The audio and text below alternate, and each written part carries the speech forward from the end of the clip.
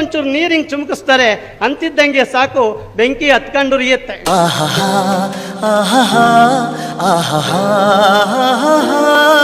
ಹುಲಿಕಲ್ ನಟರಾಜ್ ಅವರು, ಅವ್ರ ಮಗ ಶರತ್ ಅವರು 2 ಕಣ್ಣನ್ನು ಕಳ್ಕೋತಾರೆ ಅಚಾನಕ್ ಆಗಿ ಒಂದು ಸಮಸ್ಯೆಯಿಂದಾಗಿ. ಸರ್, ನಾನು ಸ್ಟೇಟ್ ಬ್ಯಾಂಕ್ ಆಫ್ ಇಂಡಿಯಾದಲ್ಲಿ ಡೆಪ್ಯೂಟಿ ಮ್ಯಾನೇಜರ್ ಆಗಿ ಮಾಡ್ತೀನಿ ಕೋರಮಂಗಲ ಬ್ರಾಂಚ್ ಅಲ್ಲಿ. 4 ಜನ ಹೇಗೆ ಕೆಲಸ ಮಾಡಬೇಕು ನಾನು ಹಾಗೆ ಕೆಲಸ ಮಾಡ್ತೀನಿ. ನಮ್ಮ ವೈಫ್ ಗೌರಿ ಅಂತ, ಮಗ ಸ್ಕೂಲ್ಗೆ ಹೋಗಿದ್ದಾನೆ. ಫಸ್ಟ್ ಪ್ರಿಕಾಷನರಿ ಆಗಿ ಎಲ್ಲ ಗಣಗಳನ್ನು ಎಲ್ಲ ರಾಶಿಗಳನ್ನು ನೋಡಿ ಮದುವೆ ಮಾಡಿಸ್ಬಿಟ್ಟು ಲೈಫ್ ಟೈಮ್ ಡಿವೋರ್ಸ್ ಆಗಲ್ಲ ಅಂತ ಸೀಲು ಸಿಗ್ನೇಚರ್ ಆಗಿ ಕೊಟ್ಬಿಡ್ಬೇಕು. ಅವಾಗ ಓಕೆ ಒಪ್ಕೊಳ್ಳೋಣ. ಎಲ್ಲ ಮಾಡಿದ್ರು ಡಿವೋರ್ಸ್ ಆಗ. ಇವಾಗ ನೋಡಿ ನಾವೇನು ಮಾಡಿ ಮದುವೆ ಆಗಿಲ್ಲ, ಚಾಲೆಂಜು ನನಗೂ ನನ್ನ ಹೆಂಡತಿಗೂ ಡಿವೋರ್ಸ್ ಕೊಡಿಸ್ಬಿಡಿ ನೋಡೋಣ. ಹಳೆ ಆಂಟಿಕ್ ಐಟಮ್ಸ್ ನ ಎಸ್ಪೆಷಲಿ ವೆಪನ್ಸ್ ನ ಕಲೆಕ್ಟ್ ಮಾಡೋದು ತುಂಬಾ ಆಸಕ್ತಿ. ನಾವು ನೋಡಿ ನಾವು ಮನೇಲಿ ಕೂತಿರೋದು, ಅವ್ರು ಕೆಲಸ ಮಾಡ್ತಿರೋದು. ಇದು ಬಂದು ನಮ್ಗೆ ಚೈನೀಸ್ ವೈಕಿಂಗ್ಸ್ ವಾರ್ಡ್ ಅಂತ ಕರಿತೀವಿ. ಚುಚ್ಚುಬಿಟ್ಟು ಈ ತರ ಟರ್ನ್ ಮಾಡೋರಂತೆ ಮೊದಲು, ಅಂದ್ರೆ ಹೊಟ್ಟೆ ಕರಳು ಟ್ವಿಸ್ಟ್ ಆಗಬೇಕು ಅನ್ನೋ ಕಾರಣಕ್ಕೆ. ನಿಜವಾಗ್ಲೂ ಯುದ್ಧದಲ್ಲಿ ರಕ್ತ ನೋಡಿರ್ತಕ್ಕಂಥ ಕತ್ತಿ ಅಂತಿದ್ದು. AK-47 ಕಂಡಿಡಿದ್ನಲ್ಲ ಕಲಾಶ್ನಿಕ್, ಅವನ ನೆನಪಿನಲ್ಲಿ ಜರ್ಮನಿಯಲ್ಲಿ ಮಾಡಿರ್ತಕ್ಕಂಥ ಕತ್ತಿ ಇದು. ಏನದು, ನಿಮ್ಮಪ್ಪ ಏನದು ದೇವ್ರ ವಿರುದ್ಧವಾಗಿ ಮಾತಾಡ್ತಾರೆ ಕಣ, ಅದಕ್ಕೆ ನೀನ್ ಕಣ್ಣೋಗ್ಬಿಟ್ಟವೆ ಅಂತ. ನಮ್ಮಪ್ಪ ಮಾತಾಡ್ತಾನೆ, ಅವ್ರಿಗೆ ಹೋಗ್ಬೇಕು ಕಣ್ಣು, ನನಗೆ ಯಾಕೆ ಶಿಕ್ಷೆ ಅಂತ. ಈಗ ಸುಮಾರು ಒಂದು 8-10 ವರ್ಷದಿಂದ ನನಗೂ ವಿಷನ್ ಹೋಗಿದ್ದು. ಮೊದಲು ನಾನು ಎಲ್ಲರಂತೆ ಬೈಕು ಕಾರು ಎಲ್ಲ ಓಡಿಸ್ತಾ ಇದ್ದೆ. ಮ್ಯಾರೇಜ್ ಆಗೋ ಟೈಮಲ್ಲಿ ಒಂದು ಸ್ವಲ್ಪ ವಿಷನ್ ಇತ್ತು. ಅಟ್ಲೀಸ್ಟ್ ನನ್ನ ಹೆಂಡತಿ ನನ್ನ ಪಕ್ಕ ನಿಂತ್ಕೊಂಡ್ರೆ ಮೋಸ್ಟ್ಲಿ ಇವಳೆ ನನ್ನ ಹೆಂಡತಿ ಇರಬಹುದೇನೋ ಅಂತ ಗೆಸ್ ಮಾಡ್ಬೋದಿತ್ತು. ಇವಾಗ ಗೆಸ್ ಮಾಡಕ್ಕಾಗಲ್ಲ. ಪಕ್ಕದಲ್ಲಿ ಯಾರು ಇಟ್ಕೋತಾರೋ ಅವ್ರು ಕೈ ಇಟ್ಕೊಳ್ಳೋದು ಅಷ್ಟೇ. ನನಗೆ ಯಾವಾಗ ದೃಷ್ಟಿ ಹೋಯ್ತು, ನೀನ್ ಮನೇಲಿ ಕುತ್ಕೊಂಡು ನಾನು ಮಹಡ ಹಾಕ್ತೀನಿ ತಿನ್ನಿವಂತೆ, ನಾನು ಆಸ್ತಿ ಮಾಡ್ಕೊಡ್ತೀನಿ ಅಂತ ಆತರ ಯಾವತ್ತು ನಮ್ಮ ಅಪ್ಪ ಮಾತಾಡಿದವ್ರೆಲ್ಲ. ನಿನ್ ಜೀವನ ನೀನ್ ನೋಡ್ಕೊ ಹೋಗು ಅಷ್ಟೇ. 5 ಪೈಸಾ ಕೊಡ್ಲಿಲ್ಲ. 10 ಲಕ್ಷ ಜನ ಅಪ್ಲಿಕೇಶನ್ ಹಾಕಿರು ಇಡೀ ದೇಶದಲ್ಲಿ. 1200 ಅಥವಾ 1300 ಹುದ್ದೆ ಖಾಲಿ ಇತ್ತು. ಅದರಲ್ಲಿ ನಾನು ಒಬ್ಬ ಸೆಲೆಕ್ಟ್ ಆದೆ. ತುಂಬಾ ನೀರ್ ನಿಂತಿತ್ತು. ಪ್ಲಾಟ್ಫಾರ್ಮ್ ಇಂದ ರೋಡ್ ಜಂಪ್ ಹೊಡಿಯೋಣ ಅಂತ ಹೇಳ್ಬಿಟ್ಟು ಜಂಪ್ ಮಾಡಿದೆ. ಮ್ಯಾನ್ ಹೋಲ್ ಓಪನ್ ಮಾಡ್ಬಿಟ್ಟು ಹಂಗೆ ಬಿಟ್ಬಿಟ್ಟಿದ್ದಾರೆ. ಡೈರೆಕ್ಟ್ ಮ್ಯಾನ್ ಹೋಲ್ ಕಡೆ ಜಂಪ್ ಮಾಡಿದೆ. ಪೂರ್ತಿ ಮುಳುಗೋಗ್ಬಿಟ್ಟು ನನ್ನ ಮುಖ ಬಾಯಿ ಮಾರ ಹೊರಗಡೆ ಇತ್ತು. ನನ್ನ ಫ್ರೆಂಡ್ ಅಲ್ಲೇ ಬರ್ತಾ ಇದ್ದರು. ಸಡನ್ ಆಗಿ ಕೈ ಕೊಟ್ಟ, ಅವತ್ತು ಜೀವ ಉಳಿತು. ಸೊ ಹಾಗಂತ ನಾಳೆಯಿಂದ ನಾನು ಹೊರಗಡೆನೆ ಹೋಗುದಿಲ್ಲ ಅಂತ ಮನೆ ಕೂತ್ಬಿಟ್ರಾಗತ್ತಾ? ಎಲ್ಲಾ ಚೆನ್ನಾಗಿರೋರು ಬೀಳ್ತಾರಲ್ವಾ, ಆಗ ನಾನ್ ಬೀಳೋದ್ರಲ್ಲಿ ತಪ್ಪೇನಿದೆ?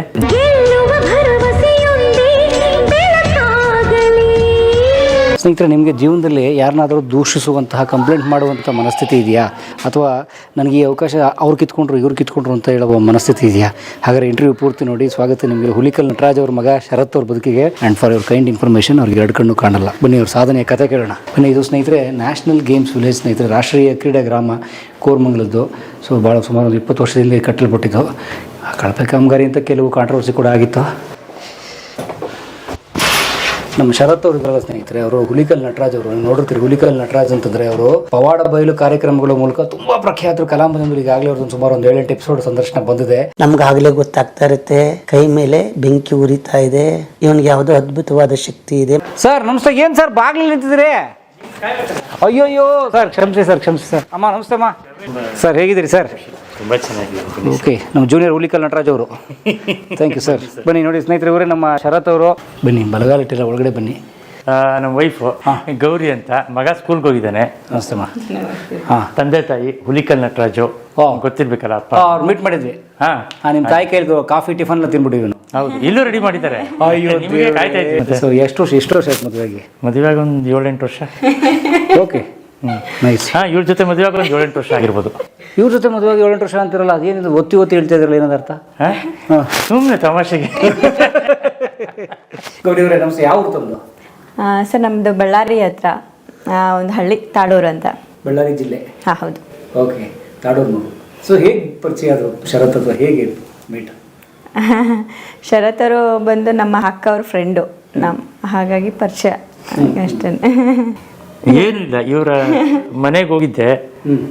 ನನ್ನ ತಂಗಿ ಮದುವೆ ಆಗ್ತೀಯ ಅಂತ ಅಕ್ಕ ಕೇಳಿದ್ರು. ಸರಿ ಆಯ್ತು ಅಂತ ಡೈರೆಕ್ಟ್ ಆಗಿ ಇವ್ರನ್ನೇ ಕೇಳಿದೆ, ಮದುವೆ ಆಗ್ತೀಯ ಅಮ್ಮ ಅಂತ. ಹ್ಞೂ ಅಂದ್ರು ಅಷ್ಟೇ. ಮದುವೆ ಗ್ರ್ಯಾಂಡ್ ಇಲ್ಲ ನಮ್ದು. ಕುವೆಂಪು ಅವರ ಮಂತ್ರಮಾಂಗಲ್ಯ. ನಮ್ದು 2 ಕಾರು, ಇವ್ರದ್ದು ಒಂದು TT. ಮಠದ ಕೆಳಗಡೆ, ಶಿವಗಂಗೆ ಮಠದ ಕೆಳಗಡೆ ಹೋಗ್ಬಿಟ್ಟು ಸಿಂಪಲ್ ಆಗಿ ಏನದು ತಾಳಿ ಕಟ್ಕೊಂಡು ಕರ್ಕೊ ಬಂದಿದ್ದೆ ಅಷ್ಟೇ. ಶಿವಗಂಗೆ ಬೆಟ್ಟ ಅಷ್ಟೇ. ಬೆಟ್ಟದ ಕೆಳಗಡೆನೆ 30 ಜನ ಮದುವೆಗೆ ಅಷ್ಟೇ. ಮಠದ ಊಟನೇ ಮಾಡ್ಕೊಂಡು ವಾಪಸ್ ಬಂದ್ಬಿಟ್ವಿ. ನಿಜವಾದ ಅರ್ಥದಲ್ಲಿ ಮಂತ್ರಮಂಗಲ್ಯ ಅದು? ಹೌದು. ಅಲ್ಲ, ಮಂತ್ರಮಂಗಲ್ಯ ಆಗಬೇಕು. ಇಲ್ಲ ಇಲ್ಲ ಇಲ್ಲ ಇಲ್ಲ ಇಲ್ಲ, ನಿಜವಾದ ಮಂತ್ರಮಂಗಲ್ವನೇ ಬೇಕು ಅಂತಾನೆ ಆಗಿದೆ ಅಷ್ಟೇ. ಸಿಂಪಲ್ ಆಗಿ ಬೆಳಗ್ಗೆ 6 ಗಂಟೆಗೂ 10 ಗಂಟೆಗೆ ಮದುವೆ ಕ್ಲೋಸ್ ಅಷ್ಟೇ.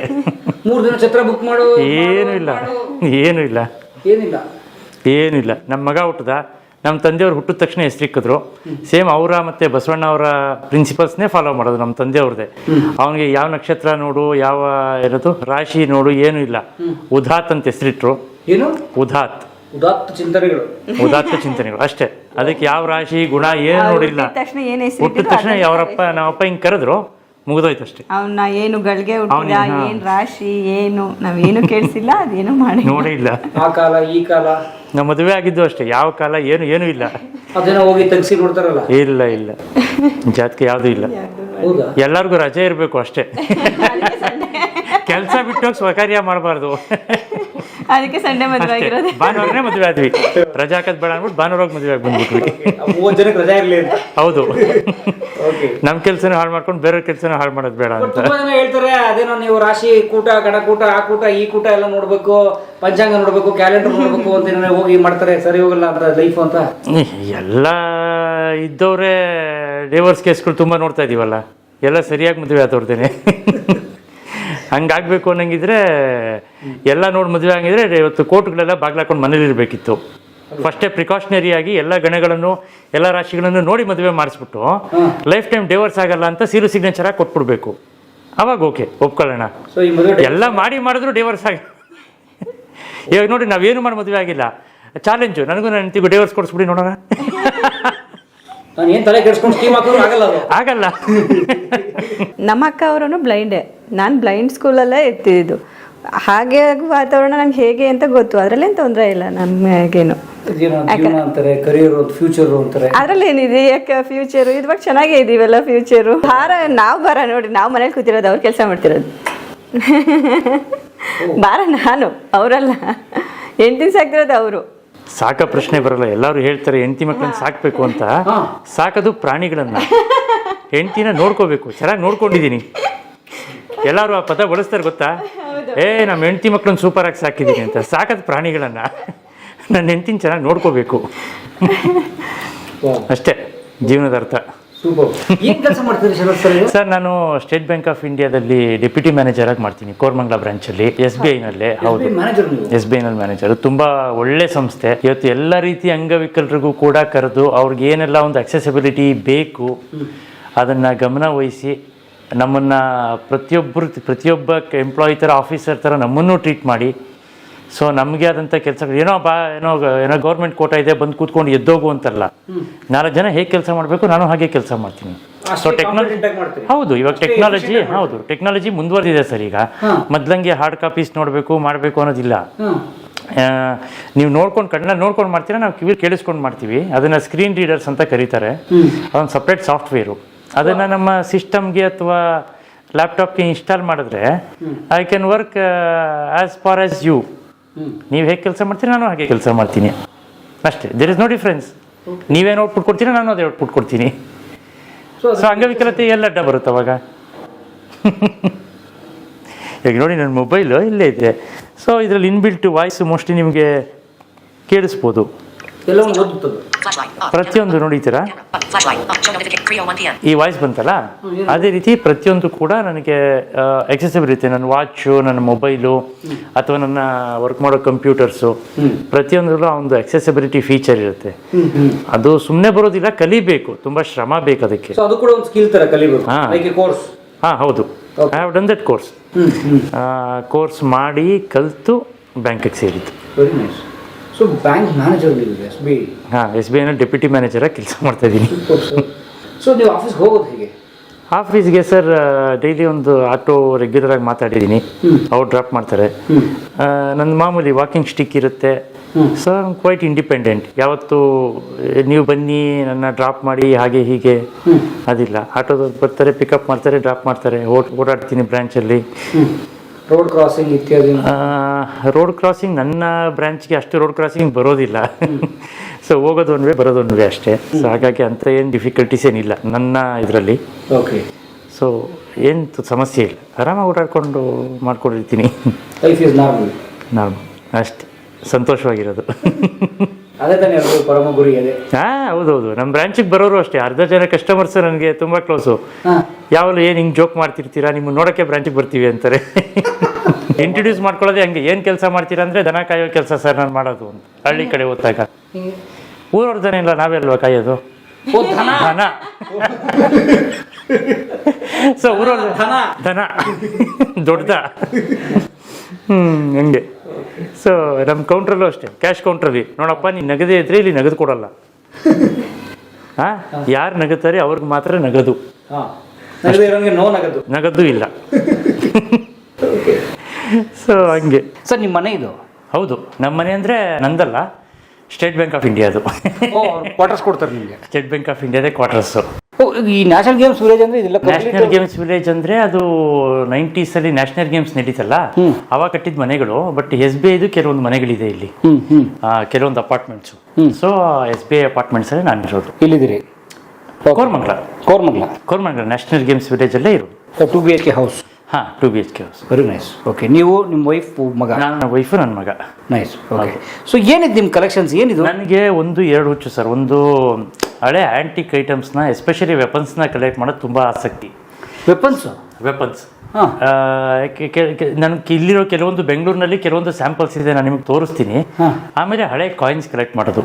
I have collected more than 3000+ coins. ಸುಮಾರು ನಿಮಗೆ ಹೈದರಾಲಿ, ನಮ್ಮ ಜಯಚಾಮರಾಜೇಂದ್ರ ಒಡೆಯರಿಂದ ಹಿಡಿದು ಸುಮಾರು 800-900 ವರ್ಷಗಳಿಂದ ಹಿಡಿದು ಇವತ್ತಿನವರೆಗೂ ಕಾಯಿನ್ಸ್ ಕಲೆಕ್ಟ್ ಮಾಡಿದ್ದೀನಿ. 3000 ಕಾಯಿನ್ಸ್? 1000ಕ್ಕೂ ಹೆಚ್ಚಾಗುತ್ತೆ ಕಲೆಕ್ಟ್ ಮಾಡಿದ್ರೆ. ಅದರಲ್ಲಿ ಬೆಳ್ಳಿವು ಕೆಲವೊಂದು ಎಲ್ಲ ಇದಾವೆ. ಸೂಪರ್. ಸೊ ಫಾರ್ ಎಕ್ಸಾಂಪಲ್ ವೆಪನ್ಸೇ ಹೇಳಿದ್ರಲ್ಲ, ಆಯುಧಗಳು ನೋಡಿ, ಇದು ಅಷ್ಟೇ. ಇದೊಂದು ಕತ್ತಿ ಥರ ಎಷ್ಟು ತೂಕ ಇದೆ ನೋಡಿ. ಇದನ್ನ ಯಾಕೆ ಶೇಪ್ ಮಾಡಿರ್ತಾರೆ ಅಂದ್ರೆ, ಚುಚ್ಚಿದಾಗ ಇದು ಚೂಪಿರೋದಿಲ್ಲ, ಚುಚ್ಚುಬಿಟ್ಟು ಈ ಥರ ಟರ್ನ್ ಮಾಡೋರಂತೆ ಮೊದಲು. ಅಂದರೆ ಹೊಟ್ಟೆ ಕರಳು ಟ್ವಿಸ್ಟ್ ಆಗಬೇಕು ಅನ್ನೋ ಕಾರಣಕ್ಕೆ, ಹೊಟ್ಟೆ ಕರಳು ಫುಲ್ ಕಟ್ ಆಗಬೇಕು, ಟ್ವಿಸ್ಟ್ ಆಗಬೇಕು ಅನ್ನೋ ಕಾರಣಕ್ಕೆ ಇದನ್ನ ಈ ಶೇಪ್ ಮಾಡೋರಂತೆ ಮೊದಲು. ಓಕೆ, ತುಂಬ ಹಳೆಯದು. ಈ ಮೈಸೂರಿನ ಮಂಡಿ ಮೊಹಲ್ಲಾದಲ್ಲಿ ಹೈದರಾಲಿ ಕಡೆಯವರು ಇದ್ರಲ್ಲ, ಅವ್ರ ಹತ್ರ ಕಲೆಕ್ಟ್ ಮಾಡಿರ್ತಕ್ಕಂಥ ಒಂದು ವೆಪನ್ ಇದು ನೋಡಿ. ಇದು ಸೊ ಎಷ್ಟು ವರ್ಷ ಹಳೆದಿರ್ಬೋದು ಸರ್ ಇದು?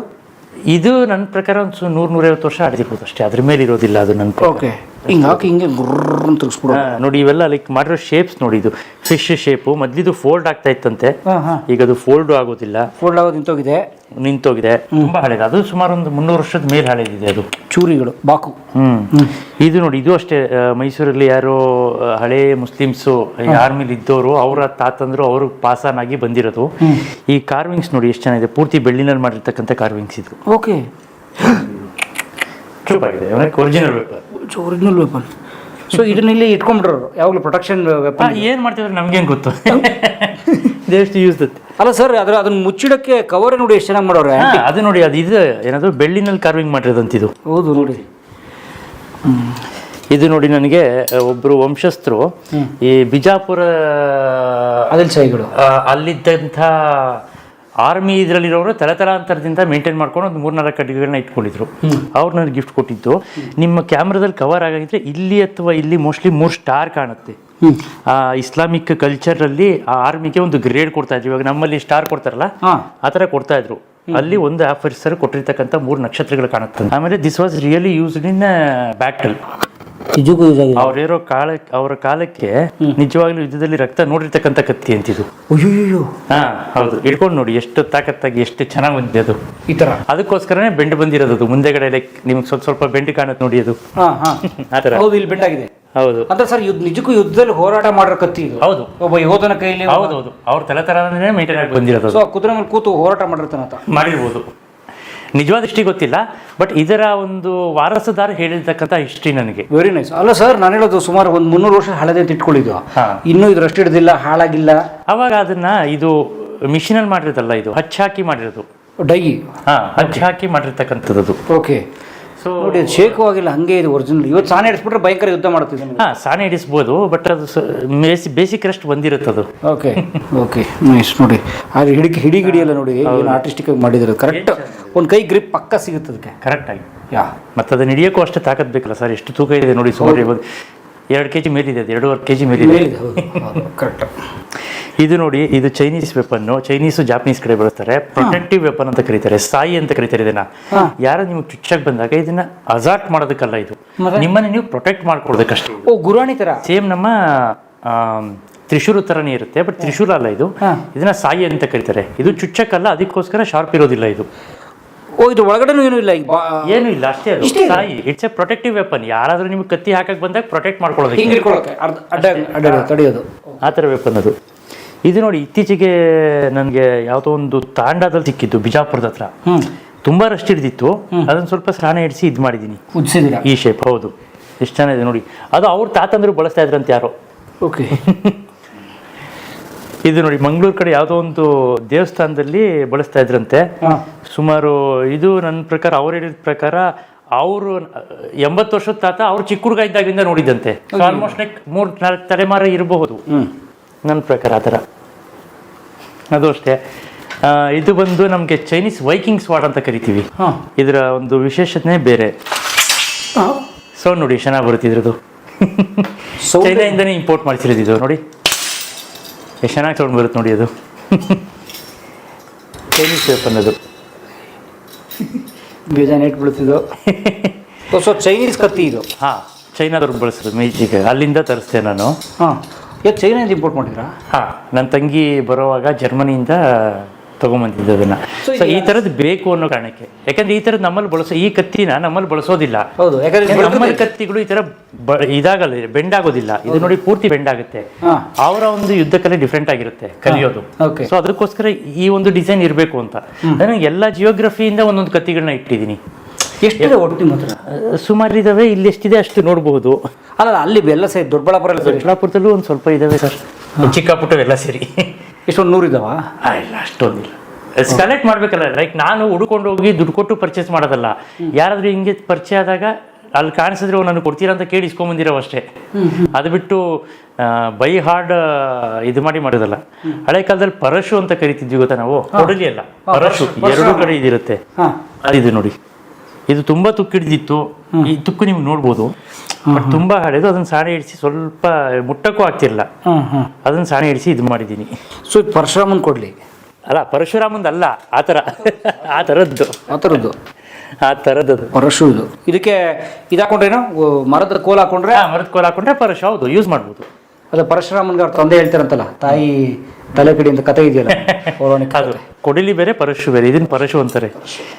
ಈ AK-47 ಕಂಡಿಡಿದ್ನಲ್ಲ ಕಲಾಶ್ನಿಕಾವ್, ಅವನ ನೆನಪಿನಲ್ಲಿ ಜರ್ಮನಿಯಲ್ಲಿ ಮಾಡಿರ್ತಕ್ಕಂಥ ಕತ್ತಿ ಇದು. ಜರ್ಮನಿಯಿಂದ ತರಿಸಿದ್ದು ಕಲಾಶ್ನಿಕಾವ್. ಅದ್ರಲ್ಲಿ ಇದೆ ನೋಡಿ AK-47, ಮತ್ತು ಅವನ ಹೆಸರು ಕೂಡ ಎಲ್ಲ ಇದೆ ಅದರಲ್ಲಿ ನೋಡಿ. ಇಲ್ಲಿ ಇದ್ರ ಮೇಲೆ AK-47 ಕಂಡಿಡಿದವನ ಹೆಸರು AK-47 ಅಂತ ಹಾಕಿ ಕಲಾಶ್ನಿಕಾವ್ ಅಂತಿದೆ ನೋಡಿ. ಅದರಲ್ಲಿ ಅವನ ಫೋಟೋ ಇದೆ ನೋಡಿ. ಕಲಾಶ್ನಿಕಾವ್ ಫೋಟೋ ಇದೆ. ಇದು ತೆಗೆದು ಹೆಂಗಿದು ಕಲಾಶ್ನಿಕಾವ್? ತೆಗೆದು ಓಪನ್ ಮಾಡಿ ಹಿಂಗೆ ಅವನ ನೆನಪಿನಲ್ಲಿ ಮಾಡಿದ್ದಂಥದ್ದು. Okay, stainless steel.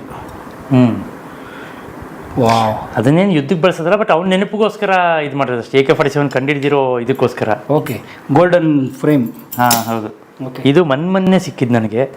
ಯಾರೋ ಹಿಂಗೆ ಮೈಸೂರು ಕಡೆ ಹಳೆ ಮನೆಗಳಲ್ಲಿ ಸುಮ್ಮನೆ ಇಟ್ಟಿದ್ರು, ಅವರು ಕೇಳಿಸ್ಕೊಂಬಂದೆ. ಏನು ಸರ್ ಇದು? ಸರ್, ಅದು ಒಂದು ಆಯುಧ ಅಂತಾರೆ actually, but not for battle.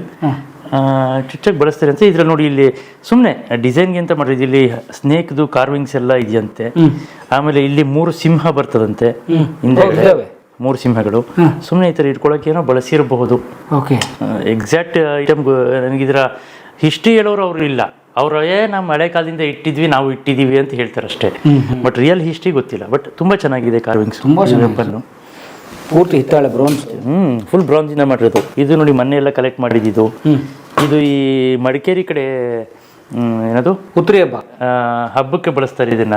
Madikeri ಕಡೆ ಇದನ್ನ ಕೊಕ್ಕೆ ಕತ್ತಿ ಅಂತ ಕರೀತಾರೆ. ಮೊನ್ನೆ ಮಡಿಕೇರಿ ಹೋದಾಗ ತಗೊಂಬಂದೆ ಅದನ್ನ. ಕೊಕ್ಕೆ ಕತ್ತಿ, ಹೌದು. ಅದು ಮಡಿಕೇರಿ ಅವ್ರು ಬಳಸುವಂಥದ್ದು. ಇದು ಕೂಡ ಉಡಿಗತ್ತಿ ಅಂತ ಕರೀತಾರೆ. ಈ ಡಿಸೈನ್ ನಾವು ಎಲ್ಲೂ ನೋಡಕ್ ಸಾಧ್ಯನೇ ಇಲ್ಲ. ಕೂರ್ಗಿಸ್ ಮಾತ್ರ ಬಳಸುವಂತ ಡಿಸೈನ್ ಇದು. ಇದು ಕೂಡ ಇತ್ತೀಚೆಗೆ ಕಲೆಕ್ಟ್ ಮಾಡ್ಕೊಂಡ್ ಬಂದಿದ್ದು. ಅದೇ ಕೂರ್ಗಿಸ್ ಇಲ್ಲಿ ಸೈಡ್ ಇಟ್ಕೊಂಡಿರ್ತಾರಲ್ಲ, ಅದು ಪಿಚ್ಚಿ ಕತ್ತಿ ಅಂತಾರೆ ಅದನ್ನ. ಅದವರ ವಂಶಕ್ಕೆ ಒಂದೇ ಇರುತ್ತೆ, ಅದನ್ನ ಕೊಡೋದಿಲ್ಲ ಯಾರು. ಅದು ಕಲೆಕ್ಟ್ ಮಾಡೋದು ಕಷ್ಟ. ಇದು ಉಡಿಗತ್ತಿ ಈಸಿಯಾಗಿ ಸಿಗುತ್ತೆ. ಇದು ಒಂಥರ ಜನರಲ್ ಕತ್ತಿ ಇದು. ಹೌದು.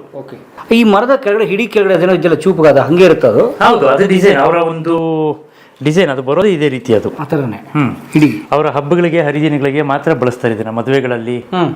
ಆ ಒಂದು ಇದಕ್ಕೆ ಟ್ರೆಡಿಷನಲ್ ಕತ್ತಿ. ನೀವೆಲ್ಲೇ ಹೋದ್ರೂ ಈ ತರ ಕತ್ತಿ ಈ ಶೇಪ್ ಇದು ಸಿಗೋದಿಲ್ಲ, other then Kodagu.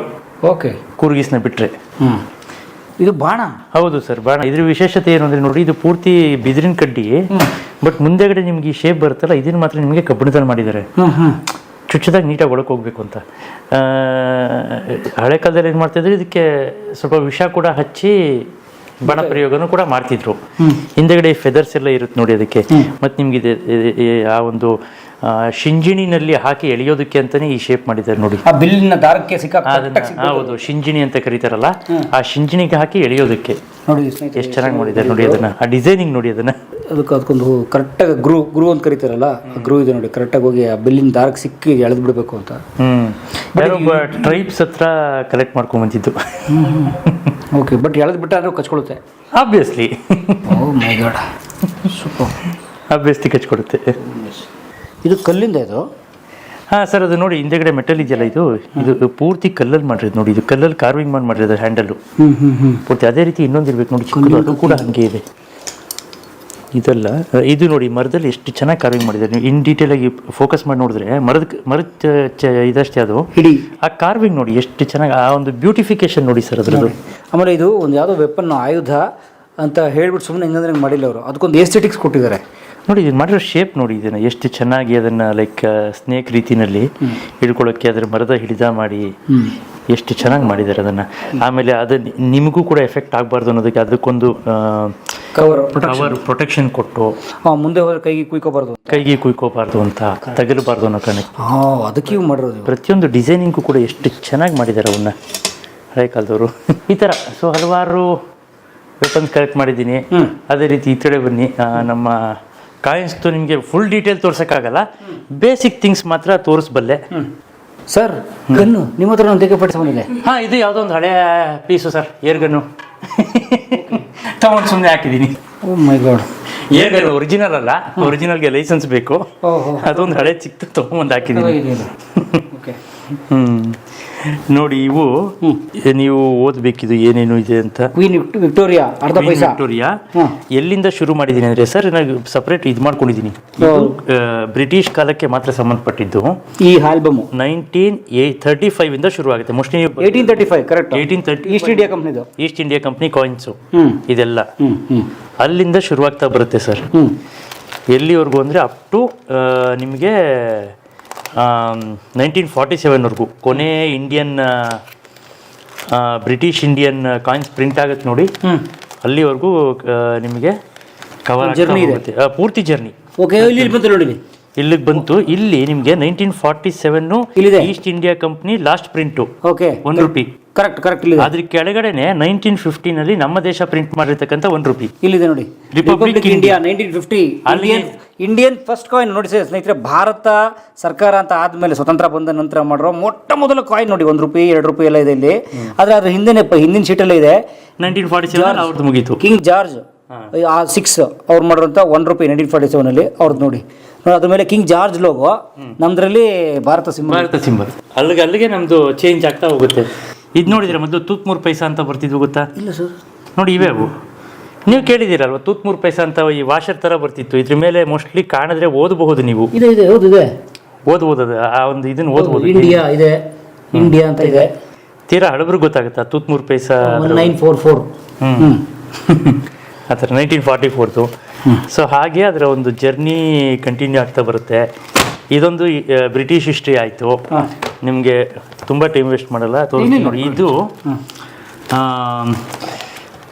Ancient coins, ಯಾವ ರಾಜಮನೆತನದ್ದು ಅಂತ ನೀವು ಓದ್ಬೋದು. ನಾನು ನಮ್ಮ ಸ್ನೇಹಿತರು, ನಮ್ಮ ವೈಫ್ದು ಹೆಲ್ಪ್ ತೊಗೊಂಡು ನಾನು ಅದನ್ನು ಬರೆದು ಹಾಕಿದ್ದೀನಿ, ಯಾವ ಡೈನಾಸ್ಟಿದು ಯಾವ ಪೀರಿಯಡ್ಗೆ ಸೇರಿದ್ದು ಅಂತ ಕೂಡ. ಹೌದು, ಉದಾಹರಣೆ ನೋಡಿ, ಇಲ್ಲಿ ಕಾಶ್ಮೀರ್ ಡೈನಾಸ್ಟಿ ಇದೆ ನೋಡಿ ಸ್ನೇಹಿತರೆ. ದಿಡ್ಡ ರಾಣಿ ಅಂತ ಒಬ್ರಿದ್ರು ಮೊದಲು, ಕಾಶ್ಮೀರದ ರಾಣಿ. ಅವರು ಮಾಡಿಸ್ತಂತ ಕಾಯಿನ್ಸ್ ಅವು. ಆ ಕಾಯಿನ್ಸ್ ನ ನೀವು ಸೂಕ್ಷ್ಮವಾಗಿ ನೋಡಿದ್ರೆ ಗೊತ್ತಾಗುತ್ತೆ. ಆ ರಾಣಿ ನಿಂತಿರ್ತಕ್ಕಂಥ ಒಂದು ಪೋಸ್ ಸಿಗುತ್ತೆ, ತುಂಬಾ ಸೂಕ್ಷ್ಮವಾಗಿ ನೋಡಬೇಕು. ಓಕೆ, ಎಸ್ ಹೌದು. ಅಲ್ಲ, ಇಷ್ಟು ಚಿಕ್ಕ ಏನಿಲ್ಲ, ಅದನ್ನು ಕೆತ್ತಿದ್ದಾರೆ ನೋಡಿ ಅವರು ಅದನ್ನು. ಹೌದು, ಅದು ಹ್ಯಾಂಡ್ ಇದು ಹಚ್ಚಾಕಿ ಮಾಡಿರ್ತಕ್ಕಂಥ ಕಾಯಿನ್ಸ್ ಅವು. ಮತ್ತೆ ಅವಾಗ ಸರ್ ಕಾಯಿನ್, ಇವಾಗ ನಮ್ಮ ಕಾಯಿನ್ ಬರ್ತಾರೆ ನೀಟ್ ಈಕ್ವಲ್ ರೌಂಡ್. ಇಲ್ಲ ಅಡ್ಡದಿಡ್ಡಿ ಅದು ಮಿಷಿನಲ್ಲಿ ಪ್ರಿಂಟ್ ಹೊಡೆದಿರೋದಲ್ಲ ಅವು, ಅದಕ್ಕೋಸ್ಕರ. ಇದು ನೋಡಿ, ಇಲ್ಲಿ ಹೈದರ್ ಅಲಿದು ಬರುತ್ತೆ. ಮತ್ತೆ ನಮ್ಮ ಶ್ರೀಕೃಷ್ಣ ದೇವರಾಜ ಒಡೆಯರ್ದು ಕಾಯಿನ್ ಇದೆ ಮೋಸ್ಟ್ಲಿ ನಿಮಗೆ. ಮೈಸೂರು ಕಿಂಗ್ಡಮ್ ಇದೆ, ಟಿಪ್ಪುದು ಇದೆ ಇಲ್ಲಿ. ಟಿಪ್ಪುದು ಇದೆ ನೋಡಿ. ಟಿಪ್ಪು ಸಿಂಬಲ್ ಬಂದು ಸಿಂಹ, ಆನೆದು ಇದು ಸಿಗುತ್ತೆ ನೋಡಿ, ಅಲ್ಲಿ ಸಿಂಬಲ್ ಕಾಣುತ್ತೆ ನಿಮ್ಗೆ ಆ ಕಾಯಿನ್ ಮೇಲೆ. ಮುಂದೆ ಅಥವಾ ಹಿಂದೆ ನೋಡಬೇಕು ಅನ್ಸುತ್ತೆ. ಹೌದು. ಆಮೇಲೆ ಇಲ್ಲಿ ನೋಡಿ, ಮುಘಲ್ ಎಂಪರರ್ ಔರಂಗಜೇಬ್ ಕಾಯಿನ್ ಇದೆ. ಅದ್ರ ಮೇಲೆ ಉರ್ದು ಅಥವಾ ಪರ್ಷಿಯನ್ ಲಿಪಿ ಇದೆ. ಪರ್ಷಿಯನ್ ಇರುತ್ತೆ ಸರ್. ಪರ್ಷಿಯನ್ ಲಿಪಿ ಇದೆ. ಪರ್ಷಿಯನ್ ಲಿಪಿ ಇರುತ್ತೆ. ಎಲಿಫೆಂಟ್. ಹೌದು. ಗೋಲ್ಕೊಂಡ. ಓಕೆ, ಗೋಲ್ಕೊಂಡ ಇದು ಅರಸರದ್ದು. ಗೋಲ್ಕೊಂಡ ಅದು ಇವ್ರದ್ದು ಯಾರು ನಮ್ಮ ನಿಜಾಮ್ಸ್ದು. ಇದು ನೋಡಿ ನಮ್ಮ ಶ್ರೀಕೃಷ್ಣ ದೇವರಾಯ ಒಂದು ಪೋರ್ಬಂದರ್ ಸ್ಟೇಟ್ ಶ್ರೀ ರಾಣಾ. ಪ್ರತಿಯೊಂದು ಯಾವ್ಯಾವ ಡೈನಾಸ್ಟಿ ಸಿಗುತ್ತೆ ನನಗೆ ಅಂತದ್ದು ಮಾತ್ರ. Baroda Mysuru state again. ಹಾ, ಅದರಲ್ಲಿ ಲಕ್ಷ್ಮಿ ಚಿತ್ರ, ಮೈಸೂರು ಸ್ಟೇಟ್ ಚಾಮುಂಡಿ ಅಂತ ಬರುತ್ತೆ ನೋಡಿ ಸರ್. ಶ್ರೀಕೃಷ್ಣ ದೇವರಾಜ ಒಡೆಯರು ಶ್ರೀಕೃಷ್ಣ ಅಂತ ಬರ್ತಿದೆ, ಮತ್ತೆ ಚಾಮುಂಡಿ ಅಂತ ಬರ್ತಿದೆ ಅದ್ರ ಮೇಲೆ. ಕನ್ನಡದಲ್ಲಿ ಪ್ರಿಂಟ್ ಆಗಿರೋ ಕಾಯಿನ್ ಅದು, ಬೆಳ್ಳಿದು. ನೋಡಿ ಇದ್ರ ಮೇಲೆ ಸ್ನೇಹಿತರೆ ನಮ್ಮ ಕೃಷ್ಣರಾಜ ಒಡೆಯರ್ದು ನಾಲ್ವಡಿಯವ್ರ ಕಾಯಿನು ಚಾಮುಂಡಿ ಅಂತ ಬರ್ದಿದೆ, ಮತ್ತೆ ಒಂದು ಸಿಂಹ ಇದೆಮ್ಮ. ಹೌದು, ಹಿಂದೆಗಡೆ ಶ್ರೀಕೃಷ್ಣ ಅಂತ ಬರ್ದಿರುತ್ತೆ ನೋಡಿ, ಮೈಸೂರ್ದು ಅದು ಸಿಂಬಲ್ ಬೆಳ್ಳಿದು. ಒಡೆಯರ್ ಪ್ರಿಂಟ್ ಮಾಡಿಸಿದಂತ ಕಾಯಿನು ಶ್ರೀಕೃಷ್ಣ ಅಂತಾನೂ ಇರುತ್ತೆ, ಚಾಮುಂಡಿ ಅಂತಾನೂ ಬರ್ದಿರುತ್ತೆ. ಚಾಮುಂಡಿ ಅಂತ ಇದೆ. ಹಾಗೆ ಸೊ ಅದೇ ರೀತಿ ಈ ಬಂದು ನಮ್ಮ ಬೇರೆ ಬೇರೆ ಡೈನಾಸ್ಟಿಕ್ ಸೇರಿರ್ತಕ್ಕಂಥ ರಾಜವಂಶಗಳದು. ಅದು ಬಿಟ್ಟು ನೆಕ್ಸ್ಟ್ ಲೆವೆಲ್ಗೆ ಬಂದರೆ ನೀವು ಇಂಟರ್ನ್ಯಾಷನಲ್ ಕರೆನ್ಸೀಸ್ ಕಾಯಿನ್ಸ್ ಕಲೆಕ್ಟ್ ಮಾಡಿದ್ದೀನಿ. ಇಂಟರ್ನ್ಯಾಷನಲ್ ಅಂದರೆ ಬೇರೆ ಬೇರೆ ದೇಶದ್ದು ಸುಮಾರು 180 ದೇಶದ ಕಾಯಿನ್ಸ್ ಇದೆ ನನ್ನ ಹತ್ರ. ಆಮೇಲೆ ಸುಮಾರು 80 ದೇಶದ ನೋಟ್ಗಳಿದೆ. ವಾವ್. ಫಾರ್ ಎಕ್ಸಾಂಪಲ್ ನೀವು ಒಂದೆರಡು ಸ್ಯಾಂಪಲ್ ದೇಶಗಳನ್ನ ಮಾತ್ರ ಓದ್ತಾ ಹೋಗ್ಬೋದು. ಓಕೆ ನೋಡಿ ಸ್ನೇಹಿತರೆ, ಸ್ವೀಡನ್ ಕತಾರ್ದಿದೆ, ಫ್ರಾನ್ಸ್ದಿದೆ ನೋಡಿ, ಫ್ರಾನ್ಸ್ದಿದೆ 1978ದು. ವಾವ್. ಅದರಲ್ಲೂ ಬೇರೆ ಬೇರೆ ಸೀರೀಸ್ ಇದೆ ನನ್ನ ಹತ್ರ, ಲೈಕ್ ಒಂದೊಂದು ಎರಾದು ಆ ಥರ ಡಿವೈಡ್ ಮಾಡ್ಕೊಂಡು ಟೈಮ್ ಪೀರಿಯಡ್ದು. Okay, super. Turkey, Japan, Saudi, ಆ ಥರ ನೋಡಿ. ಇದು ಹಂಗೆ ಕಂಟಿನ್ಯೂ ಆಗ್ಬೋದು, ಇದು ಅದೇನೆ ಸೇಮ್, ಅದು ಕಂಟಿನ್ಯೂಟಿ. ಇದು ಬೇರೆ ಬೇರೆ ದೇಶದ ಹಾಗೆ. Finland, Barbados, Kenya. ಓಕೆ. ಅದು ಬಿಟ್ಟರೆ ನಮ್ಮ ದೇಶದಲ್ಲಿ ಕಮಮರೇಟಿವ್ ಕಾಯಿನ್ಸ್ ಅಂತ ಮಾಡ್ತಾರೆ, ಯಾವ್ದಾದ್ರು ನೆನಪಿನಿಗೋಸ್ಕರ. ಆ ಥರ ಪೂರ್ತಿ ಮೊದಲಿಂದ ಇದುವರೆಗೂ ಮಾಡಿರ್ತಕ್ಕಂಥ ಕಾಯಿನ್ಸ್ ಇವು. ಓಕೆ. ಬೇರೆ ಅಂದರೆ ಯಾವ ವಿಶೇಷ ಸಂದರ್ಭಗಳಲ್ಲಿ, ಫಾರ್ ಎಕ್ಸಾಂಪಲ್ ಯಾವುದಾದ್ರೂ ಒಂದು ನಿಮಗೆ ಓದ್ತೀನಿ ಅಂದ್ರೂ ಕೂಡ ಇವನ್ನ ಎಲ್ಲ ಬೇಕಾದ್ರೆ ತೆಗೆದು ಓದ್ಬೋದು. ಓಕೆ. ಇವಾಗ ನಮ್ಮಲ್ಲಿ ನೋಡಿ ಯಾವುದೋ ಒಂದು ಇವಾಗ 5 ರೂಪಾಯಿ ಕಾಯಿನ್ ತೆಗೆದುಕೊಡ್ತೀನಿ ನೋಡಿ. ನಮ್ಮಲ್ಲಿ 5 ರೂಪಾಯಿ ಅಂತ ನಿಮಗೆ ಹೆಂಗೆ ಗೊತ್ತಾಯ್ತದೆ? ಅದ್ರ ಸೈಜ್ ನೋಡಿದ್ರೆ ಗೊತ್ತಾಗುತ್ತೆ. ಮೋಸ್ಟ್ಲಿ ಇದು ಇಂದಿರಾ ಗಾಂಧಿದು ಅಥವಾ ನೆಹರೂದು ಇರ್ಬೋದು. ಚೆಕ್ ಮಾಡಿ ನೋಡಿ, ಅದ್ರ ಟೆಚ್ಚಲ್ಲೇ ಗೊತ್ತಾಗುತ್ತೆ. ನೆಹರುದೇ ಹಾಗೆ ಆ್ಯಕ್ಚುಲಿ ನೆಹರು ಗೊತ್ತಾಗ್ಬಿಟ್ರು ನಿಮಗೆ. ಹಾಂ, ಅದೇ ಜೀನಿಯಸ್ ನೀವು. ನೋಡಿ ಸೊ ಹಾಗೆ ನಮ್ಮಲ್ಲಿ ಪ್ರಿಂಟ್ ಆಗಿರೋ 5 ದೊಡ್ಡ ಕಾಯಿನ್ ಇದು 5 ರೂಪಾಯಿದು. ನೆಹರು ಇಂದಿರಾ ಗಾಂಧಿ ಬಿಟ್ಟರೆ ಯಾರ್ದು ಇಲ್ಲ. ಹಿಂಗೆ ಜೇಬ್ ಹಾಕೊಂಡ್ರೆ ಬಿಡಲ್ಲ, ನಿಮ್ಮ ಮನೆ ಆಚೆ ಹೋಗಕ್ಕೆ ಬಿಡಲ್ಲ. ನೀವು ಹಾಕೊಂಡು ಹೋಗಲ್ವಲ್ಲ. ಸೊ ಇದು ಕಮಮರೇಟಿವ್. ನಾನು ಹೇಳ್ದಂಗೆ ಇದು ನೋಡಿ ಕರೆನ್ಸೀಸ್, ಬೇರೆ ಬೇರೆ ದೇಶದ ನೋಟುಗಳು, ಬೇರೆ ಬೇರೆ ದೇಶದ ನೋಟುಗಳು. ಇದು 1 ರೂಪಾಯಿ, ಇದು ನಮ್ಮ ದೇಶದ ಇರಬೇಕು. ನಮ್ಮ ದೇಶದ್ದು 1 ರೂಪಾಯಿ 2 ರೂಪಾಯಿ ಕಾಯಿನು. ಮೊನ್ನೆ ನೋಟ್ ಬ್ಯಾನ್ ಆಯ್ತಲ್ಲ, 500 ರೂಪಾಯಿ 1000 ರೂಪಾಯಿ ತಂದಿಟ್ಕೊಂಡಿದ್ರಾ? ಅವು ಇದಾವೆ. ಎಷ್ಟಿದೆ ನಿಮ್ಮಲ್ಲಿ? ಒಂದೊಂದೇ ಸ್ಯಾಂಪಲ್ ಇಟ್ಟೆ. ಈ ಮೂಟೆ ಎಲ್ಲ ಇಟ್ಟಿದ್ರಲ್ಲ, ಹಂಗಲ್ಲ ನೀವು? ಇಲ್ಲ ಸ್ಯಾಂಪಲ್ ಇಟ್ಟೆ. ಇವಾಗ 2000 ರೂಪಾಯಿ ಕಾಯಿನ್ ಕೂಡ, 2000 ರೂಪಾಯಿ ನೋಟು ಕೂಡ ಬಂದಾಯ್ತು, ಅದು ಒಂದಿಟ್ಟೆ. ಸೊ ಹಂಗೆ ಹಳೇ ನಿಮ್ಗೆ 100 ರೂಪಾಯಿ ಕಾಯಿನ್ಸ್ ಇಂದ 100 ರೂಪಾಯಿ ಹಳೇ ಬ್ಲಾಕ್ ಅಂಡ್ ವೈಟ್ ನೋಟು ಕೂಡ ಸಿಗುತ್ತೆ ನೋಡಿ ಇದರಲ್ಲಿ. ನಾವು ಚಿಕ್ಕ ಮಕ್ಳಿದ್ದಾಗ 1950, 60, 70 ಇದ್ದಾಗಲೆಲ್ಲ 100 ರೂಪಾಯಿ ಸರ್, ಎಷ್ಟು ದಿನ ಆಗಿತ್ತು ಸರ್ ನೋಡಿ ಇದು ಬ್ಲಾಕ್ ಅಂಡ್ ವೈಟ್ ನೋಟು. ಹಳೆ ಸಿನಿಮಾಗಳಲ್ಲಿ ಕೊಡ್ತಾ ಇದ್ರಲ್ಲ, ಸೂಟ್ ಕೇಸ್ ತೆಗೆದು. ಹಂಗೆ ಆ ನೋಟ್ಸ್ ಇವೆಲ್ಲ. ಫುಲ್ ಸ್ಮೈಲ್ ಮಾಡ್ಬಿಟ್ರು. ಓಕೆ. ಸರ್ 200 ರೂಪಾಯಿ. ಚಿಪ್ಪಿತ್ತಲ್ಲ, ಚಿಪ್ಪು. ಚಿಪ್ಪಿರೋದು ಇವಾಗ ಸಿಗಲ್ವಲ್ಲ. ಡ್ರೋನ್ ಬಿಡ್ತಾ ಇದ್ರಲ್ಲ, ಅದೇ ಸಿಗಲ್ಲ. ಇನ್ ಸಿಗಲ್ಲ, ಇನ್ನದು ಇನ್ನಷ್ಟೇ. ಅದಕ್ಕೆ ತಂದಿಟ್ಬಿಟ್ಟೆ ಫಸ್ಟು. ಇನ್ ಸಿಗಲ್ಲ ಅನ್ನೋ ಕಾರಣಕ್ಕೆ ತಂದಿಟ್ಟೆ. ಇದೆಲ್ಲ ಎಲ್ಲಿ ನಿಮ್ಮ ಬ್ಯಾಂಕಿಂದ ಎತ್ಕೊಂಡ್ಬತ್ತೀರಾ?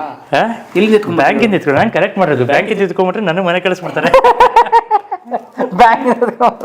ನೋಡಿ ಇವು ಎಲ್ಲ ಹಳೆ ಕಾಯಿನ್ಸ್. 5 ಪೈಸಾ ಇವೆಲ್ಲ ನೋಡಿರ್ತೀರ. ಪೆಪರ್ಮೆಂಟ್ ಬಂದ್ಬಿಡವು. 5 ಪೈಸಾ 10 ಪೈಸಾ ಅದ್ರದ್ದು ಅಷ್ಟೇ 1947 ಇಂದ ಅದು ಬಂದಾಗೋವರೆಗೂ ಇದೆ. Super sir. ಅದಾದ್ಮೇಲೆ ಇದು ಕೂಡ ಅಷ್ಟೇ. ಇದು ಯಾವ ಪೈಸೆಗಳು? 20 paise. Wow, correct. Silver coin. Light weight aluminium ನಾವು. ಅವು ಇನ್ನು ತುಂಬ ಇದೆ, ಇನ್ ಡೀಟೇಲ್ ನೋಡೋಕ್ಕಾಗಲ್ಲ ಬನ್ನಿ. ಓಕೆ. ಬಟ್ ಈ ಹೊಸ ಕಾಯಿನ್ ಒಂದು ಸಿಕ್ಕರೆ how do you identify you last somebody? Sir, ಇತ್ತೀಚೆಗೆ ಕಾಯಿನ್ಸ್ನ ಐಡೆಂಟಿಫೈ ಮಾಡೋದು ಸ್ವಲ್ಪ ಕಷ್ಟ ಆಗುತ್ತೆ. ಯಾಕೆಂದರೆ ಮೊದಲಂಗೆ ಅದರಲ್ಲಿ ಇವಾಗ 2 ರೂಪಾಯಿ ಅಂದರೆ ಅದೊಂಥರ ಕಾರ್ವಿಂಗ್ಸೇ ಚೇಂಜ್ ಇರೋದು. 1 ರೂಪಾಯಿ ಕಾರ್ವಿಂಗೇ ಚೇಂಜ್ ಇರೋದು, 5 ರೂಪಾಯಿ ಕಾರ್ವಿಂಗೇ ಚೇಂಜ್ ಇರೋದು, ಅದ್ರ ಶೇಪ್ಸ್ ಎಲ್ಲ. ಬಟ್ ಈಗೆಲ್ಲ ಒಂದೇ ಮಾಡಿದ್ದಾರೆ. ಬಟ್ ಡಿಜಿಟಲ್ ಇಂಡಿಯಾ ಆಗಿರೋದ್ರಿಂದ ನಾವೆಲ್ಲ ನೋಟ್ ಮುಟ್ಟೆ ಎಷ್ಟೋ ತಿಂಗಳುಗಳಾಗೋಯ್ತಲ್ಲ. ಎಲ್ಲ ಫೋನ್ಪೇ, ಪೇಟಿಎಮ್ಮು ಮಾಡೋದ್ರಿಂದ ಅಷ್ಟು ಕರೆನ್ಸಿ ಯೂಸ್ ಮಾಡೋದು ನಾನು ಕಡಿಮೆ. ಬಟ್ ಹಳೆ ಕಾಯಿನ್ಸು ಅಂತ ಬಂದಾಗ ಆಬ್ವಿಯಸ್ಲಿ ನಾನು ಎಲ್ಲಿ ಸಿಗುತ್ತೆ, ಯಾರು ಸಿಗುತ್ತೆ ಅವ್ರನ್ನ ಕೇಳಿ ಕಲೆಕ್ಟ್ ಮಾಡ್ಕೋತೀನಿ. ಎಸ್ಪೆಷಲಿ ಕಾಯಿನ್ಸ್ಗಿಂತ ನನಗೆ ತುಂಬ ಆಸಕ್ತಿ ಇರೋದು ವೆಪನ್ಸಲ್ಲಿ. ಫಾರ್ ಎಕ್ಸಾಂಪಲ್ ನೀವು ಹೇಳೋ ನಿಮ್ಮ ಮುಖಾಂತರ ಕಮ್ಯುನಿಕೇಟ್ ಮಾಡೋದಿದ್ರು ಮಾಡ್ಬೋದು. ಯಾರ ಮನೇಲಾದ್ರೂ ಹಳೆ ಮನೆಗಳಲ್ಲಿ ಆ ಥರ ಹಳೆ ಖಡ್ಗಗಳು ಅದ್ರ ಬೆಲೆಗಳು ಗೊತ್ತಿರೋದಿಲ್ಲ. ಸುಮ್ಮನೆ ಹಾಕಿ ಇಟ್ಬಿಟ್ಟಿರ್ತಾರೆ. ಹಳೇದು ಯಾವುದೋ ಲ್ಯಾಟಿನ್ ಇರುತ್ತೆ ಅಥವಾ ಏನೋ ವಸ್ತುಗಳಿರುತ್ತೆ ಇಟ್ಬಿಟ್ಟಿರ್ತಾರೆ ಸುಮ್ಮನೆ. ಅದ್ರ ಬದಲು ಅಟ್ಲೀಸ್ಟ್ ನನ್ನ ಮೊಬೈಲ್ ಆದ್ರೆ ನಿಮ್ಮ ಡಿಸ್ಕ್ರಿಪ್ಷನಲ್ಲಿ ಹಾಕಿ, ನನಗೆ ಕೊಟ್ಟರೆ ಅದನ್ನ ನನ್ನ ಮಗುಗಿಂತ ಚೆನ್ನಾಗಿ ನೋಡ್ಕೊತೀನಿ. ಯಾಕೆ ಹಳೆ ವಸ್ತುಗಳ ಮೇಲೆ ಪ್ರೀತಿ ಅಂತ ಎಲ್ಲ ಬಂದವರೆಲ್ಲ ಕೇಳ್ತೀರಿ ಅಂತ ತುಕ್ಕಿಡಿದಿರೋದೆಲ್ಲ ತೊಗೊಂಬಂದು ಇಡ್ತೀರಾ ಅಂತ. ಒಂದು ಸಣ್ಣ ಎಕ್ಸಾಂಪಲ್ ಕೊಡಬೇಕು ಅಂದರೆ, ಮೊನ್ನೆ ಒಂದು ಲ್ಯಾಂಟಿನ್ ತೊಗೊಂಬಂದೆ, ಕಂದೀಲು ಅಂತ ಕರಿತೀವಲ್ಲ ಲ್ಯಾಂಟಿನ್. ಅದು ಸುಮಾರು 300-350 ವರ್ಷ ಹಳೆಯದು. ಊರಲ್ಲಿ ಕೇಳಿದೆ, ಇದೇನು ಫುಲ್ ತುಕ್ಕಿಡ್ದೋಗಿದೆ, ಇದನ್ನ ಇಟ್ಕೊಂಡು ಏನು ಮಾಡೋದು ಅಂತ. ಅದಕ್ಕೆ ನನ್ನ ಉತ್ತರ ಏನಿತ್ತು ಅಂದರೆ, ಆ ಲ್ಯಾಂಟಿನ್ಗೆ ಏನಾದರೂ ಮಾತಾಡಕ್ಕೆ ಬರಂಗಿದ್ರೆ ಇವತ್ತು ಬೇರೆ ಬೇರೆ ಯುದ್ಧಗಳೇ ಆಗ್ಬಿಡ್ತಿತ್ತು, ಅಥವಾ ಇನ್ನೊಂದೇನೋ ಆಗ್ತಿತ್ತು. ಯಾಕೆಂದ್ರೆ ಪ್ರಪಂಚನ ಎಲ್ಲದಕ್ಕಿಂತ ಹೆಚ್ಚಾಗಿ ಆ ಲ್ಯಾಂಟಿನ್ ನೋಡಿರುತ್ತೆ. ಅದು ಎಷ್ಟೋ ಹುಟ್ಟುಗಳನ್ನ ನೋಡಿರುತ್ತೆ, ಎಷ್ಟೋ ಸಾವುಗಳನ್ನ ಸಾಕ್ಷಿ ಮಾಡಿರುತ್ತೆ, ಎಷ್ಟೋ ಸಂತೋಷಗಳನ್ನ ಸಾಕ್ಷಿ ಮಾಡಿರುತ್ತೆ, ಹಬ್ಬಗಳನ್ನ ಸಾಕ್ಷಿ ಮಾಡಿರುತ್ತೆ. ದುಃಖ, ಖುಷಿ, ಸಂತೋಷ, ಸಾವು, ನೋವು, ನಲಿವು, ಎಷ್ಟು ಕುತಂತ್ರಗಳು, ಎಷ್ಟೋ ತಲತಲಾಂತರಗಳು ನೋಡಿದೆ. 300 ವರ್ಷ ಅಂದ್ರೆ ಒಂದ್ 4 ತಲೆ ನೋಡಿಲ್ವಾ? ಅದಕ್ಕೇನಾದ್ರೂ ಮಾತು ಬಂದಿದ್ರೆ ದೊಡ್ಡ ದೊಡ್ಡ ಕಾದಂಬರಿಗಳನ್ನೇ ಬರೆದು ಬಿಡ್ತಿತ್ತದು. ಸೊ ಅಷ್ಟಕ್ಕೂ ಸಾಕ್ಷಿಯಾಗಿರತ್ತೆ ಆ ಲ್ಯಾಂಟಿನು. ಸೊ ಅದಕ್ಕೆ ಅದರದೇ ಆದಂಥ ಬೆಲೆ ಇದೆ, ಹೌದಲ್ವ? ಸೊ ಅದಕ್ಕೆ ಸಂದಬೇಕಾದಂತಹ ಗೌರವ ಅಥವಾ ಅದ್ರ ಮೇಲೆ ಇದನ್ನೆಲ್ಲ ಯೋಚನೆ ಮಾಡಿದಾಗ ಆ ವಸ್ತು ಮೇಲೆ ನಿಮ್ಗೆ ಇರ್ತಕ್ಕಂಥ ಪ್ರೀತಿನೇ ಬೇರೆ ಆಗ್ಬಿಡುತ್ತೆ ಅವಾಗ. ಸೊ ಅದಕ್ಕೋಸ್ಕರ ಹಳೆ ವಸ್ತುಗಳ ಕಂಡ್ರೆ ನಂಗೆ ತುಂಬಾ ಇಷ್ಟ. Very nice. ಬಟ್ ಅವುಗಳ ಸಂಖ್ಯೆ ಜಾಸ್ತಿ ಆದರೆ ಎಲ್ಲಿ ಇಟ್ಕೋತೀರಿ? ಇಟ್ಕೊಳ್ಳೋಣ ಸರ್, ಅದಕ್ಕೇನಂತೆ. ಆರಾಮಾಗಿ ಎಷ್ಟೇ ಜಾಸ್ತಿ ಆದ್ರೂ ನಾನು ಇಟ್ಕೊಳಕ್ ರೆಡಿ. ಸೂಪರ್. ಎಲ್ಲಾದ್ರೂ ಕಂಟಿನ್ಯೂ ಮಾಡಿ. ಒಳ್ಳೆದಾಗಲಿ. ನಿಮ್ಮಲ್ಲಿ ಯಾವ್ದಾದ್ರು ಹಳೆಯ ವಸ್ತುಗಳಿದ್ರೆ, ಮುಖ್ಯವಾಗಿ ಆಯುಧಗಳು ಅಥವಾ ಕಾಯಿನ್ಸ್, ಸರ್ ನಂಬರ್ ಡಿಸ್ಕ್ರಿಪ್ಷನ್ ಇರುತ್ತೆ, ಅವ್ರನ್ನ ಸಂಪರ್ಕ ಮಾಡಿ ಕೊಡಿ ಅವ್ರಿಗೆ ಅಂತ ಕೇಳ್ಕೊತೇನೆ. ಧನ್ಯವಾದ. ಬನ್ನಿ ನಿಮ್ಮ ಕತೆ ಹೇಳಿ ನಮಗೆ. ನಡೀರಿ ಸರ್. ಬನ್ನಿ. Thank you sir. ಏನಿದೆ ಅದನ್ನು ಎಫೆಕ್ಟಿವ್ ಆಗಿ ಬಳಸ್ಕೊಳ್ಳೋದು ಕಲಿಬೇಕು. ಇವಾಗ 2 ಬಿಂದಿಗೆ ಇದ್ದರೆ ನಾವು 2 ಬಿಂದಿಗೆಲ್ಲೂ ಸ್ನಾನ ಮಾಡ್ತೀವಿ, ಅದೇ ಒಂದೇ ಬಿಂದಿಗೆ ಇದ್ದರೆ ಒಂದೇ ಬಿಂದಿಗೆ ಸ್ನಾನ ಮಾಡೋದು ಕಲಿತೀವಿ, ಹೌದಲ್ವಾ? ಸೊ ಹಾಗಾಗಿ ಪಂಚೇಂದ್ರಿಯಗಳಿದೆ, ಯಾವುದಾದ್ರು ಒಂದು ಇಂದ್ರಿಯ ಸರಿಯಾಗಿ ಕೆಲಸ ಮಾಡಿಲ್ಲ ಅಂದರೆ ಮಿಕ್ಕಿದ 4 ಇಂದ್ರಿಯಗಳನ್ನು ಎಫೆಕ್ಟಿವ್ ಆಗಿ ಕೆಲಸ ಮಾಡುವಂಥದ್ದು ಬಳಸ್ಕೊಳ್ಳೋಂಥದ್ದು ಕಲಿಬೇಕಲ್ಲ, ಅದು ತುಂಬ ಇಂಪಾರ್ಟೆಂಟ್ ಆಗುತ್ತೆ. ಫಾರ್ ಎಕ್ಸಾಂಪಲ್, ನನಗೂ ಮೊದಲು ಕಣ್ಣು ಕಾಣಿಸ್ತಾ ಇತ್ತು. ಈಗ ಸುಮಾರು 8-10 ವರ್ಷದಿಂದ ನನಗೂ ವಿಷನ್ ಹೋಗಿದ್ದು. ಮೊದಲು ನಾನು ಎಲ್ಲರಂತೆ ಬೈಕು, ಕಾರು ಎಲ್ಲ ಓಡಿಸ್ತಾ ಇದ್ದೆ, ಮತ್ತು ಓದೋದು ಬರೆಯೋದು ಎಲ್ಲ ಮಾಡ್ತಿದ್ದೆ. ಲಾಯರ್ ಆಗಬೇಕು ಅಂತ ನನ್ನ ಉದ್ದೇಶ ಇದ್ದಿದ್ದು. ಅದಕ್ಕೋಸ್ಕರ ರೇಣುಕಾಚಾರ್ಯ ಕಾಲೇಜಲ್ಲಿ ಲಾಗೆ ಸೇರಿಕೊಂಡೆ, ಲಾ ಕಂಪ್ಲೀಟ್ ಮಾಡಿದೆ. ಮತ್ತು ಸಡನ್ನಾಗಿ ನನಗೆ ವಿಷನ್ ಡೌನ್ ಆಗೋಕ್ಕೆ ಶುರುವಾಯಿತು. ಆವಾಗ ನಾನು ಒಂದು NGO ಸೇರಿಕೊಂಡು ಈ ಕಣ್ಣಿನ ತೊಂದರೆ ಇರ್ತಕ್ಕಂಥವ್ರು ಹೇಗೆ ಕಂಪ್ಯೂಟರ್ನಲ್ಲಿ ಕೆಲಸ ಮಾಡೋಕ್ಕಾಗತ್ತೆ, without looking at the screen ಹೇಗೆ ವರ್ಕ್ ಮಾಡ್ಬೋದು ಅಂತ ಎಕ್ಸ್ಪ್ಲೋರ್ ಮಾಡೋಕ್ಕೆ ಹೋದಾಗ ಅದನ್ನು ಎಲ್ಲ ಕಲಿತು ಅದೇ ಸಂಸ್ಥೆಯಲ್ಲಿ ಕೂಡ ನಾನು ಟ್ರೈನರ್ ಆಗಿ, ಲೈಫ್ ಸ್ಕಿಲ್ಸ್ ಟ್ರೈನರ್ ಆಗಿ ಸೇರ್ಕೊಂಡಿದ್ದೆ ನಾನು. ಯಾವ ಸಂಸ್ಥೆ ಅದು? ಎನೇಬಲ್ ಇಂಡಿಯಾ ಅಂತ NGO, ಬೆಂಗಳೂರಲ್ಲೇ. ಹೌದು, ಬೆಂಗಳೂರಲ್ಲೇ. ನಾನು 9 ತಿಂಗಳು ಕಲಿತು ಅದರಲ್ಲಿ ಅದೇ ಸಂಸ್ಥೆಯಲ್ಲಿ ಟ್ರೈನರ್ ಆಗಿ ಸೇರಿಕೊಂಡೆ. ಯಾಕೆಂದರೆ ನನಗೆ ಯಾವಾಗ ವಿಷನ್ ಹೋಗ್ತಾ ಇತ್ತು ಆವಾಗ ಕಾಡ್ತಕ್ಕಂಥ ಪ್ರಶ್ನೆಗಳೇ ಬೇರೆ. ಫ್ಯೂಚರ್ ಏನು, ಅಥವಾ ಇಂಥ ಯಾರಿಗೆ ಅಂಗವಿಕಲತೆ ಇರ್ಬೋದು ಅವ್ರು ಕೆಲಸ ಮಾಡೋಕ್ಕೆ ಸಾಧ್ಯನಾ ಅಥವಾ ಆಗಲ್ವಾ, ಎಲ್ರಿಗೂ ಆ ಪ್ರಶ್ನೆ ಬಂದೇ ಬರುತ್ತೆ. ಸಡನ್ನಾಗಿ ಯಾರೋ ರೋಡಲ್ಲಿ ಹೋಗುವಾಗ ಆಕ್ಸಿಡೆಂಟ್ ಆಗೋಗುತ್ತೆ, 2 ಕಾಲು ಹೊರಟೋಗುತ್ತೆ, ಆವಾಗ ಮುಂದೆ ಏನು ಅಂತ ಪ್ರಶ್ನೆ ಇರುತ್ತೆ. ಆಗ ಮನೇಲಿ ಕೂತ್ಕೊಂಡು ಯೋಚನೆ ಮಾಡ್ತಿರ್ತಾರೆ. ಅಥವಾ ಕಣ್ಣಿಂದೇ ಆಗಲಿ, ಮೊದಲೊಂದು ಸ್ಟೀರಿಯೋಟೈಪ್ ಇತ್ತು, ಕಣ್ಣಿಂದ ಕಣ್ಣು ಕಾಣಿಸ್ದೇ ಇರೋರು ಅಂದರೆ ಯಾವುದಾದ್ರು ಒಂದು ಸಂಗೀತಕ್ಕೆ ಹಾಕ್ಬಿಡಿ, ತಬಲಾ ಹಾಡು ಹೇಳ್ಕೊಡಕ್ಕೆ ಹಾಕಿ, ಹಾರ್ಮೋನಿಯಮ್ಗೆ ಹಾಕಿ, ಅದಕ್ಕೆ ಹಾಕಿ ಅಂತ ಆ ಒಂದು ಸ್ಟೀರಿಯೋಟೈಪಿಗೆ ತುಂಬ ಚೆನ್ನಾಗಿ ಹಾಡ್ತಾರೆ, ಕಣ್ಣಿಲ್ದಲ್ಲೇ ಇದ್ರೆ ತುಂಬ ಚೆನ್ನಾಗಿ ಹಾಡ್ತಾರೆ ಅಂತ ಹೇಳ್ತಿದ್ರಲ್ವ ಮೊದಲು. ಬಟ್ ಆ ಸ್ಟೀರಿಯೋಟೈಪಿಕ್ನ ಬ್ರೇಕ್ ಮಾಡಬೇಕು, ಮತ್ತು ಎಲ್ಲರೂ ಕೂಡ ಕೆಲಸ ಮಾಡಬೇಕು. ಎಷ್ಟೋ ಜನ ನಮ್ಮ ಗ್ರಾಮೀಣ ಪ್ರದೇಶದಲ್ಲಿ ಅಂಗವಿಕಲತೆ ಇರ್ತಕ್ಕಂಥವ್ರು, ಬೇರೆ ಬೇರೆ ಅಂಗವಿಕಲತೆ ಇರ್ತಕ್ಕಂಥವ್ರು ಮನೇಲೇ ಕೂತಿರ್ತಾರೆ. ಅವ್ರಿಗೂ ಕೂಡ ಈ ಟೆಕ್ನಾಲಜಿ ತಲುಪಬೇಕು, ಅವರು ಕೂಡ ಮೇನ್ ಸ್ಟ್ರೀಮಿಗೆ ಬರಬೇಕು, ಮತ್ತು ಎಕನಾಮಿಕಲಿ ಆರ್ಥಿಕವಾಗಿ ಅವರು ಸ್ವತಂತ್ರರಾಗಬೇಕು ಅನ್ನೋ ಒಂದು ಉದ್ದೇಶ ನನ್ನಲ್ಲೂ ಇತ್ತು. ಹಾಗಾಗಿ ನಾನು ಅಲ್ಲೇ ಕೆಲಸ ಶುರು ಮಾಡಿ ಸುಮಾರು ಕರ್ನಾಟಕದಾದ್ಯಂತ, ದೇಶದಾದ್ಯಂತ ಎಲ್ಲ ಕಡೆ ಓಡಾಡಿ ಆ ಸಂಸ್ಥೆ ಕಡೆಯಿಂದನೇ ಸುಮಾರು 5,000ಕ್ಕೂ ಹೆಚ್ಚು ಅಂಗವಿಕಲ ವಿದ್ಯಾರ್ಥಿಗಳಿಗೆ ಲೈಫ್ ಸ್ಕಿಲ್ಸು ಮತ್ತು ಎಂಪ್ಲಾಯಬಿಲಿಟಿ ಬಗ್ಗೆ, ಉದ್ಯೋಗಾರ್ಹತೆ ಬಗ್ಗೆ ತರಬೇತಿ ಕೊಡ್ತಾ ಹೋದೆ ಸಂಸ್ಥೆ ಆಶ್ರಯದಲ್ಲೇ. ಸುಮಾರು ನಾನೇ ಹೆಚ್ಚು ಕಮ್ಮಿ 2,000ಕ್ಕೂ ಹೆಚ್ಚು ಅಂಗವಿಕಲ ವಿದ್ಯಾರ್ಥಿಗಳಿಗೆ ಉದ್ಯೋಗಾವಕಾಶ ಮಾಡಿಸ್ಕೊಟ್ಟಿದ್ದೀನಿ. ಹಲವಾರು ಕಂಪ್ನಿಗಳ ಜೊತೆ ಮಾತಾಡಿ, ರೈಟ್ ಅವೇ ಫ್ರಮ್ ಸಣ್ಣ ಮ್ಯಾನುಫ್ಯಾಕ್ಚರಿಂಗ್ ಯೂನಿಟ್ ಇರ್ಬೋದು. ಈಗ 2 ಕಾಲಿಲ್ದವನು ಕೂತ್ಕೊಂಡು 2 ಕೈ ಚೆನ್ನಾಗಿರುತ್ತಲ್ವಾ, ಕೂತ್ಕೊಂಡು ಚಿಕ್ಕ ಅಸೆಂಬ್ಲಿ ಕೆಲಸ ಮಾಡ್ಬೋದು, ನಟ್ಟು ಬೋಲ್ಟು ಫಿಟ್ ಮಾಡೋದು ಯಾಕೆ ಮಾಡೋಕ್ಕಾಗಲ್ಲ? ಆಮೇಲೆ ಕೆಫೆ ಕಾಫಿ ಡೇ ಅಂತ ದೊಡ್ಡ ದೊಡ್ಡ ಸಂಸ್ಥೆಗಳಲ್ಲಿ ಮಾತಾಡಿ ಎಷ್ಟೋ ಜನ ನೀವು ನೋಡ್ಬೋದು, ಶೆಲ್ ಪೆಟ್ರೋಲ್ ಬಂಕು, ಯಾರು ಹಿಯರಿಂಗ್ ಇಂಪೇರ್ಮೆಂಟ್ ಇದ್ದಾರೆ, ಅಂದರೆ ಯಾರಿಗೆ ಶ್ರವಣ ದೋಷ ಇರುತ್ತೆ, ಅವ್ರು ಹಲವಾರು ಜನ ಕೆಲಸ ಮಾಡ್ಬೋದು. ಮಾತು ಬೇಕಾಗಿಲ್ಲ ಎಷ್ಟೋ ಕೆಲಸಗಳಿಗೆ. ಅಂಥವ್ರಿಗೆ ಆ ಒಂದು ಕೆಲಸಗಳನ್ನು ಹುಡುಕಿ ಸುಮಾರು 2,000ಕ್ಕೂ ಹೆಚ್ಚು ಅಂಗವಿಕಲರಿಗೆ ಕೆಲಸದ ಅವಕಾಶ ಮಾಡಿಕೊಟ್ಟಿದ್ದೆ. ಇವತ್ತು ಕೂಡ ರಾಜ್ಯದಾದ್ಯಂತ ನನ್ನ ಸ್ಟೂಡೆಂಟ್ಸು ಹಲವಾರು ಕಡೆ ಕೆಲಸ ಮಾಡೋರು ಸಿಗ್ತಾರೆ. ಸೊ ಹಾಗೆ ನನ್ನ ಜರ್ನಿ ಶುರುವಾಗಿದ್ದು. ಅದೇ ರೀತಿ ರಾಜ್ಯಾದ್ಯೆಲ್ಲ ಓಡಾಡಿ ಆಮೇಲೆ ಸ್ಪೈನಲ್ ಕಾರ್ಡ್ ಇಂಜುರಿ ಆಗಿರ್ತಕ್ಕಂಥವ್ರಿಗೂ ಕೂಡ ಸೆಲ್ಫ್ ಎಂಪ್ಲಾಯ್ಮೆಂಟ್ ಬಗ್ಗೆ ಅವೇರ್ನೆಸ್ ಮೂಡಿಸಿ, ಅವ್ರಿಗೂ ಕೂಡ ಸರ್ಕಾರದಿಂದ ಬರ್ತಕ್ಕಂಥ ಸಾಲಗಳ ಬಗ್ಗೆ ಅವೇರ್ನೆಸ್ ಕೊಟ್ಟು ಅವರು ಕೂಡ ಇಂಡಿಪೆಂಡೆಂಟ್ ಆಗೋ ಹಾಗೆ. ಸೊ ಈ ರೀತಿ ಒಂದು ಮಟ್ಟದ ಸಮಾಜ ಸೇವೆ ಅಂತನಾದರೂ ಕರಿಬೋದು, ಅಥವಾ as a citizen it's my responsibility to give back something to society ಅಲ್ವಾ. ಸೊ ಆ ಕೆಲಸ ಮಾಡುವಾಗ ಜನ ಸಜೆಸ್ಟ್ ಮಾಡಿದ್ದು, ಹೌದು SBI ಒಂದು ಕೆಲಸ ತುಂಬ ಚೆನ್ನಾಗಿದೆ ಅಂತ. ಸೊ ನನಗೂ ಕೂಡ ಒಂದು ಕಡೆ ಓಡಾಡಿದ ಸಾಕು, ಸೆಟಲ್ ಆಗಬೇಕು ಅಂತ ಅನ್ನಿಸ್ತು. ಸೊ SBI ಎಕ್ಸಾಮ್ ಬರೆದು ಇವಾಗ 5 ವರ್ಷದಿಂದ SBIನಲ್ಲಿ ಕೆಲಸ ಮಾಡ್ಕೊಂಡಿದ್ದೀನಿ ಆಫೀಸರ್ ಆಗಿ. ಓಕೆ. ಹುಟ್ಟಿದ್ದೆಲ್ಲ ದೊಡ್ಡಬಳ್ಳಾಪುರ. ನಮ್ಮ ತಂದೆಯವ್ರ ಬಗ್ಗೆ ಮೋಸ್ಟ್ಲಿ ನೀವು ಇಂಟರ್ವ್ಯೂ ಮಾಡಿದ್ರಿ, ಹುಲಿಕಲ್ ನಟರಾಜ್ ಅಂತ. ಎಷ್ಟೋ ಜನ ಹೇಳ್ತಾರೆ ಇವನು ನಾಸ್ತಿಕ ಅಂತ. ಇಲ್ಲ, ಖಂಡಿತ ನನ್ನಷ್ಟು ಆಸ್ತಿಕವಾದತ್ವವನ್ನು ಇಟ್ಕೊಂಡವರು ಯಾರೂ ಇಲ್ಲ. ಸಮಾಜದಲ್ಲಿ ಮೂಢನಂಬಿಕೆಗಳನ್ನು ಹೋಗಲಾಡಿಸಿ ಒಂದು ಅವೇರ್ನೆಸ್, ಸೈಂಟಿಫಿಕ್ ಅವೇರ್ನೆಸ್ನ ಮೂಡಿಸ್ಬೇಕು ಅನ್ನೋ ಒಂದು ಹಾದಿನಲ್ಲಿ ಹೊರಟೋರವರು. ಅವರ ಒಂದು ಜರ್ನಿನೂ ಕೂಡ ಏನೋ ಕತ್ತಿಯ ಮೇಲಿನ ನಡಿಗೆ ಇದ್ದ ಹಾಗೇನೆ ಅವ್ರದ್ದು. ಯಾಕಂದರೆ ಚಿಕ್ಕ ವಯಸ್ಸಿನಲ್ಲಿದ್ದಾಗಲಿಂದನೂ ಅವರು ತುಂಬ ಬಡಸ್ತನ ಕುಟುಂಬದಿಂದ ಬೆಳೆದು ಬಂದವರು.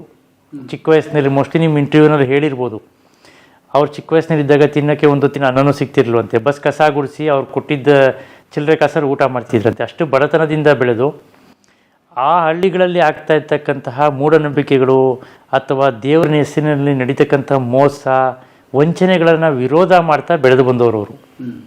ಇವತ್ತು ಕೂಡ ಕುವೆಂಪು ಅವರು ಮತ್ತು ಬುದ್ಧ ಬಸವಣ್ಣನ ವಿಚಾರಗಳನ್ನು ಮೈಗೂಡಿಸ್ಕೊಂಡು ಬರ್ತಾ ಇರ್ತಕ್ಕಂಥವ್ರವರು. ಅವರ ಹಾದಿನಲ್ಲಿ ಕೂಡ ನಮ್ಮನ್ನು ಕೂಡ ಬೆಳೆಸ್ಕೊಂಡು ಬಂದರು. ಅವ್ರ ಜೊತೆಲೇ ಹೋಗೋದು, ಹಳ್ಳಿಗಳಿಗೆ ತುಂಬ ತೀರ ಕುಗ್ರಾಮಗಳಿಗೆ ಹೋಗೋದು, ಈ ಪವಾಡ ರಹಸ್ಯ ಬಯಲು ಕಾರ್ಯಕ್ರಮಗಳನ್ನು ಮಾಡೋದು, ಅದಕ್ಕೆ ಸಂಬಂಧಪಟ್ಟಂತಹ ಪುಸ್ತಕಗಳನ್ನು ಹಂಚ್ತಕ್ಕಂಥದ್ದು.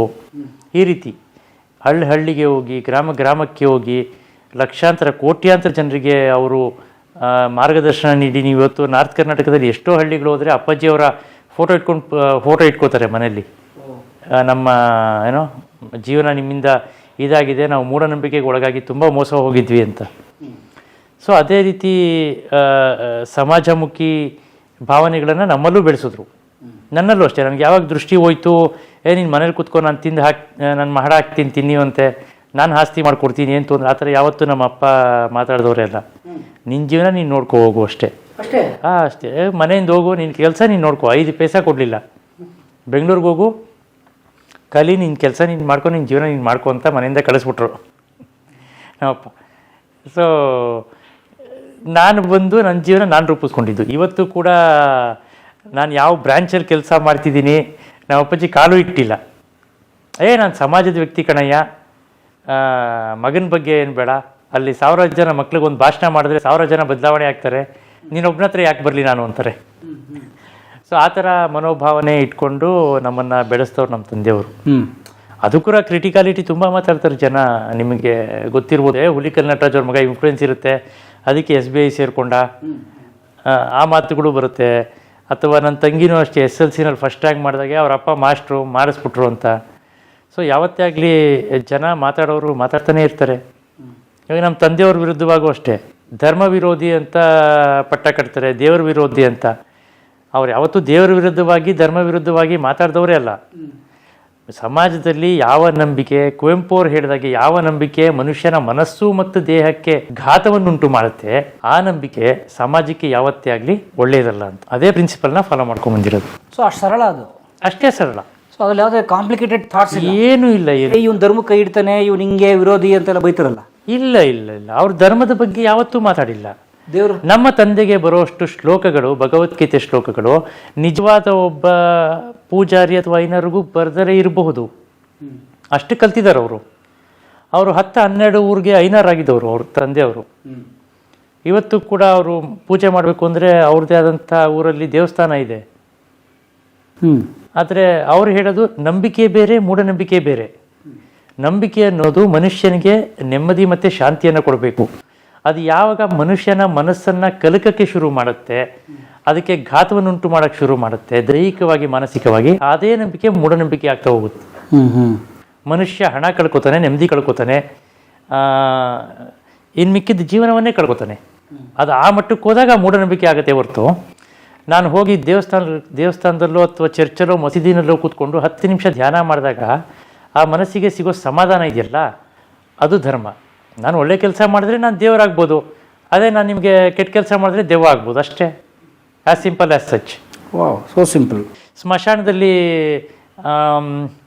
ಏನಂತಾರೆ, ಇದ್ರ ಮೇಲೆಲ್ಲ ಕೂತ್ಕೊಂಡು ಊಟ ಮಾಡಿದ್ದೀವಿ ನಾವು, ನಮ್ಮ ತಂದೆಯವರೆಲ್ಲ ಅಲ್ಲೇ ಮಲಗಿದ್ದೀವಿ, ಗೋರಿ ಮೇಲೆ ಏನೂ ಆಗಿಲ್ಲ ನಮಗೆ.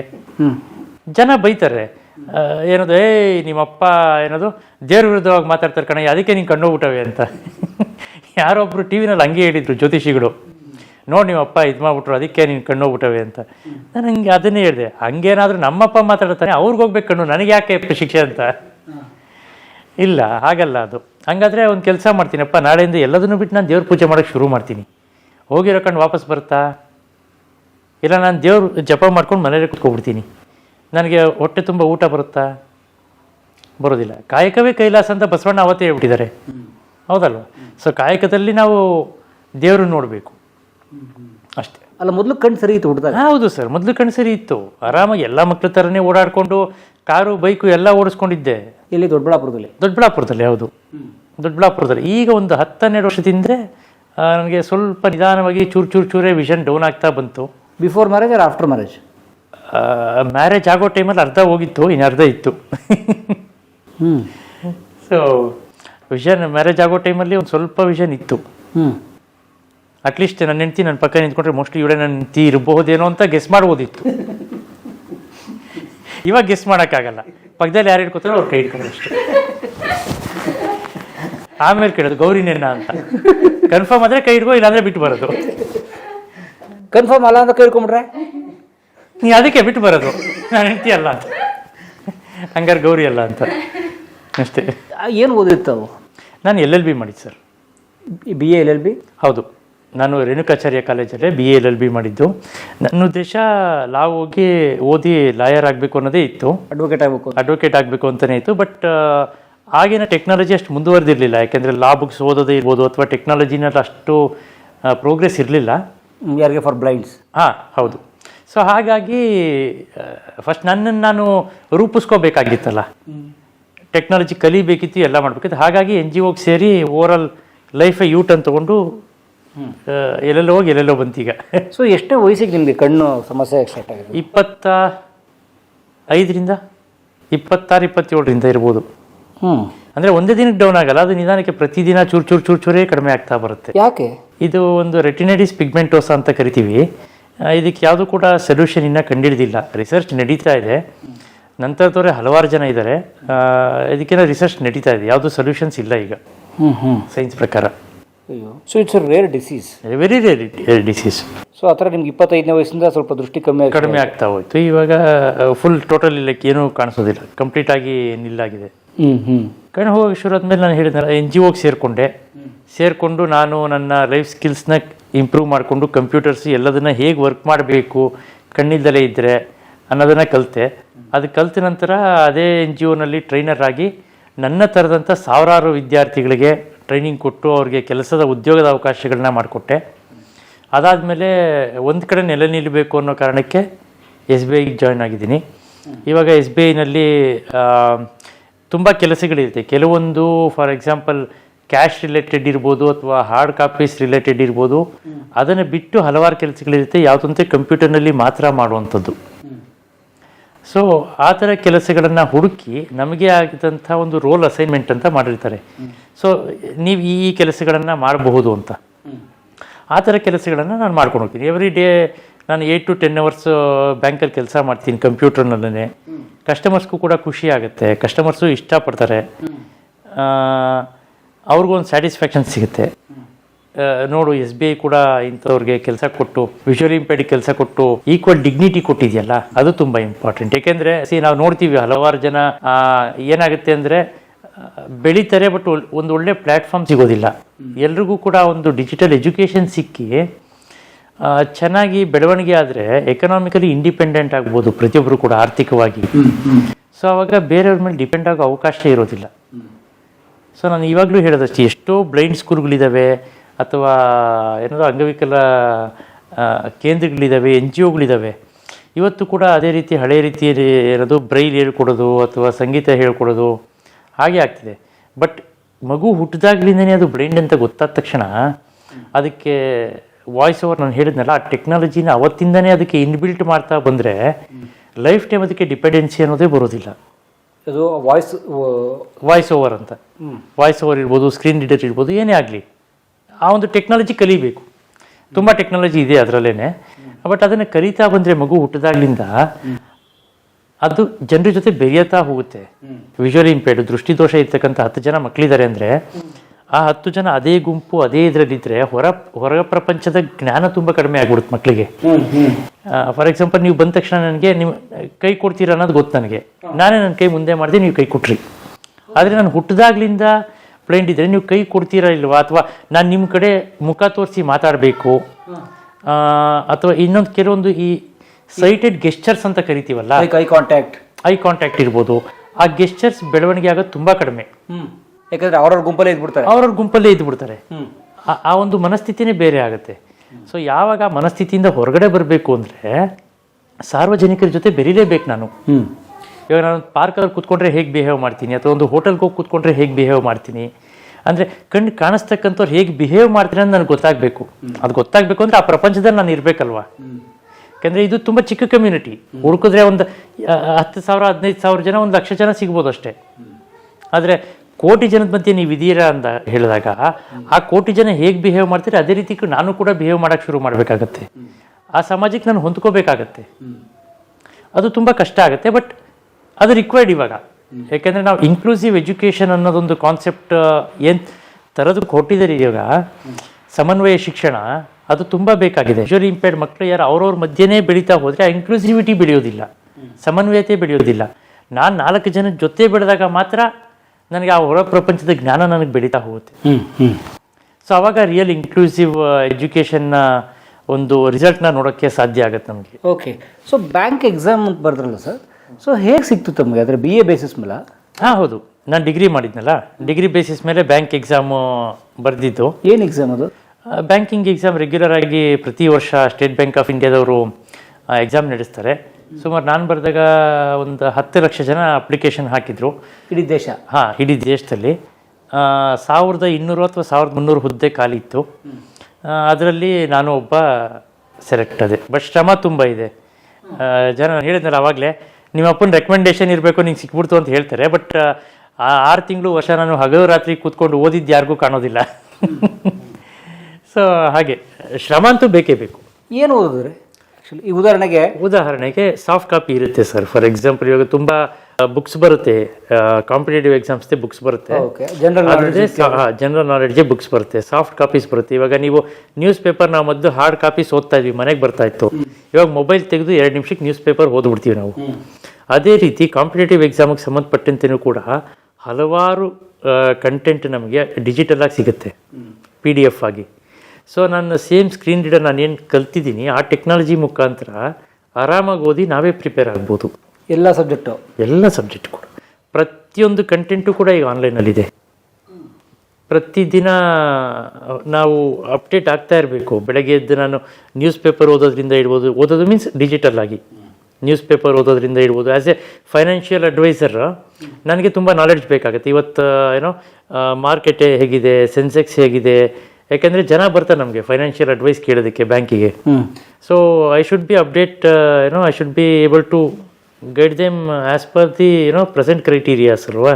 ಸಕಾಲಿಕ ಮಾಹಿತಿ ಬೇಕೇ ಬೇಕು. ಹಾಗಾಗಿ ನನ್ನನ್ನು ನಾನು ಅಪ್ಗ್ರೇಡ್ ಮಾಡ್ಕೊಳ್ಳೇಬೇಕು. ಪ್ರತಿದಿನ ಓದಲೇಬೇಕಾಗತ್ತೆ.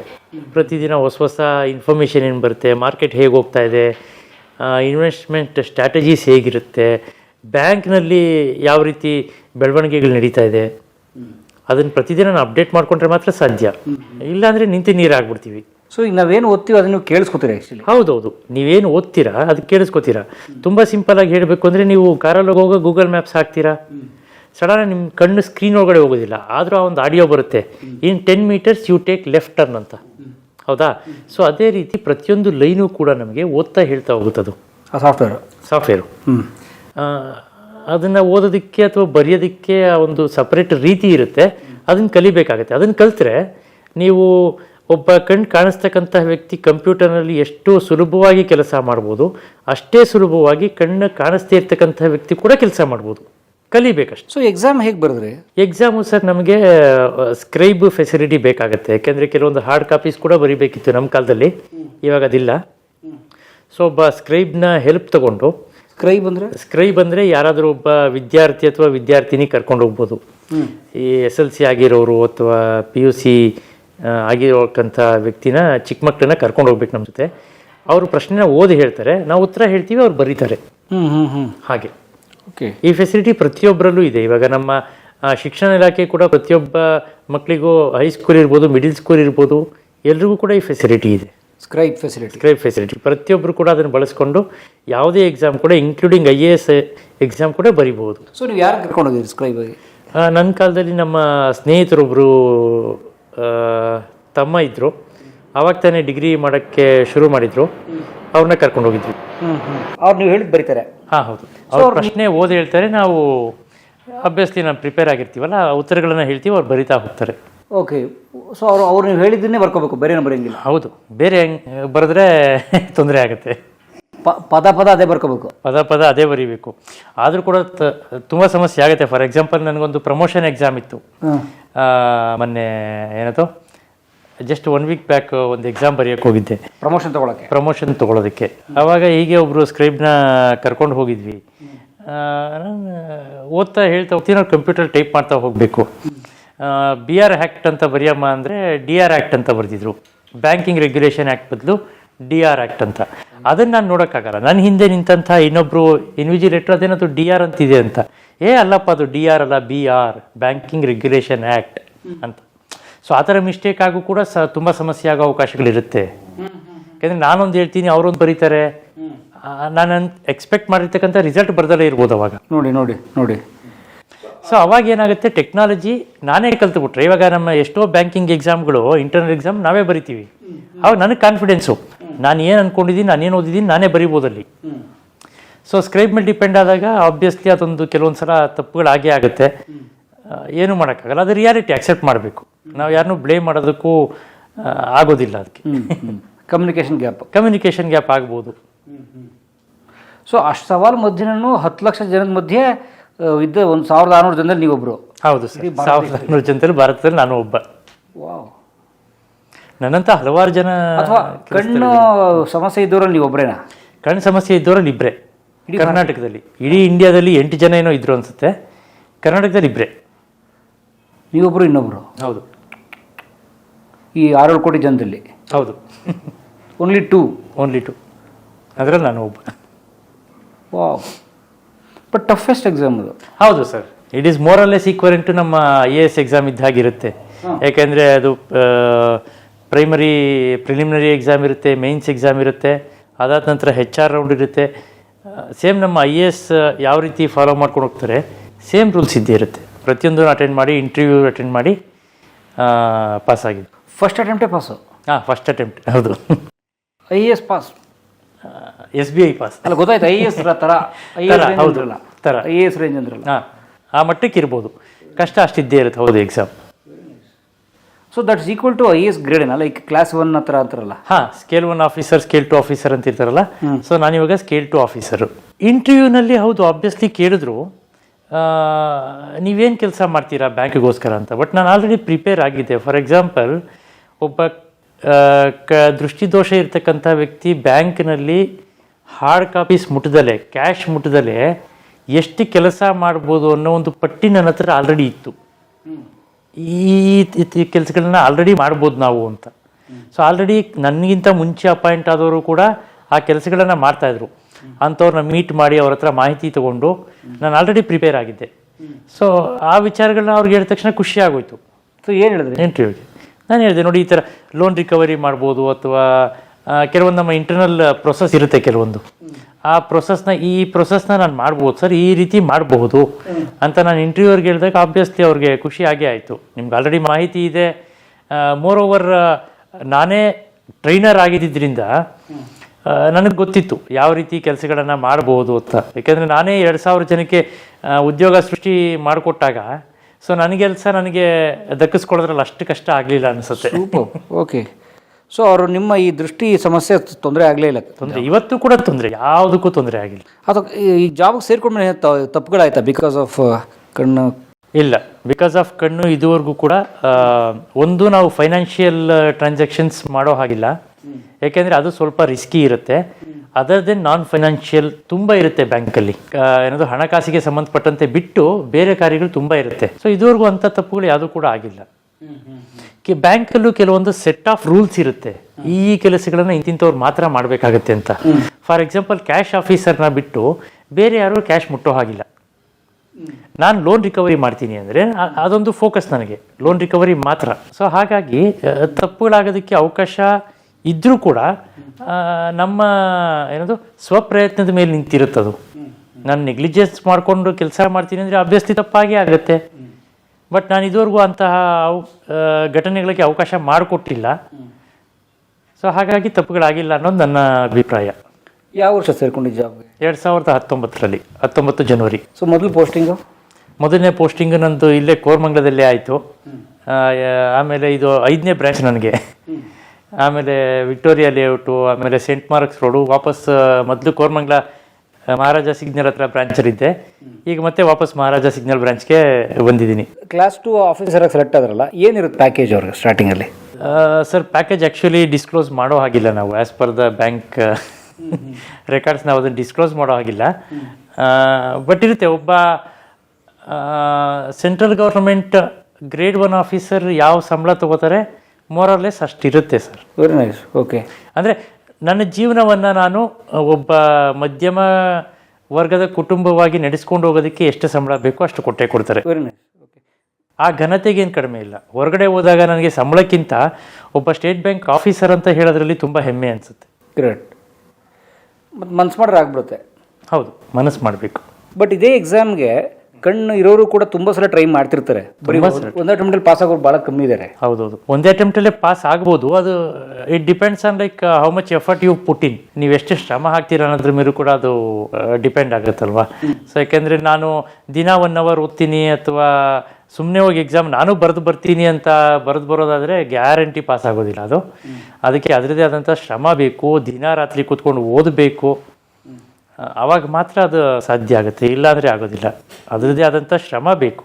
ಯಾಕೆಂದರೆ ಇವಾಗ state bank of India exam pass ಆಗೋದು ಅಂದರೆ ಅದೊಂದು ಖುಷಿ ವಿಚಾರ. ಯಾಕೆಂದರೆ ಆ ಎಕ್ಸಾಮ್ಗೆ ಅದರದ್ದೇ ಆದಂಥ ಒಂದು ಬೆಲೆ ಇದೆ. ಆ ಪೊಸಿಷನ್ ನಾನು ಕೂತಿರ್ತಕ್ಕಂಥ ಪೊಸಿಷನ್ಗೆ ಅದರದ್ದೇ ಆದಂಥ ಒಂದು ಬೆಲೆ ಇದೆ, ಗೌರವ ಇದೆ. ಆ ಗೌರವ ದಕ್ಕಿಸ್ಕೋಬೇಕು ಅಂದರೆ ಅದ್ರಿರ್ತಕ್ಕಂಥ ಶ್ರಮನೂ ಕೂಡ ಅಷ್ಟು ಬಂದೇ ಬರುತ್ತೆ. 2019 ಜಾಬ್ ಸಿಗ್ತದೆ? ಹೌದು ಸರ್, 2019 ಜಾಬ್ ಸಿಕ್ತು. ಅದಾದಮೇಲೆ 2021ಕ್ಕೆ ನನಗೆ ಪ್ರೊಬೇಷನರಿ ಪೀರಿಯಡ್ ಕಂಪ್ಲೀಟ್ ಆಗಿ ಕೆಲಸ ಪರ್ಮನೆಂಟ್ ಆಯಿತು. ಅದಾದಮೇಲೆ ಸುಮಾರು ಒಂದು 10 ಇಂಟರ್ನಲ್ ಎಕ್ಸಾಮ್ಸ್ ಇರುತ್ತೆ ನಮಗೆ ಪ್ರೊಬೇಷನ್ ಪೀರಿಯಡ್ ಕಂಪ್ಲೀಟ್ ಮಾಡೋದಕ್ಕೆ.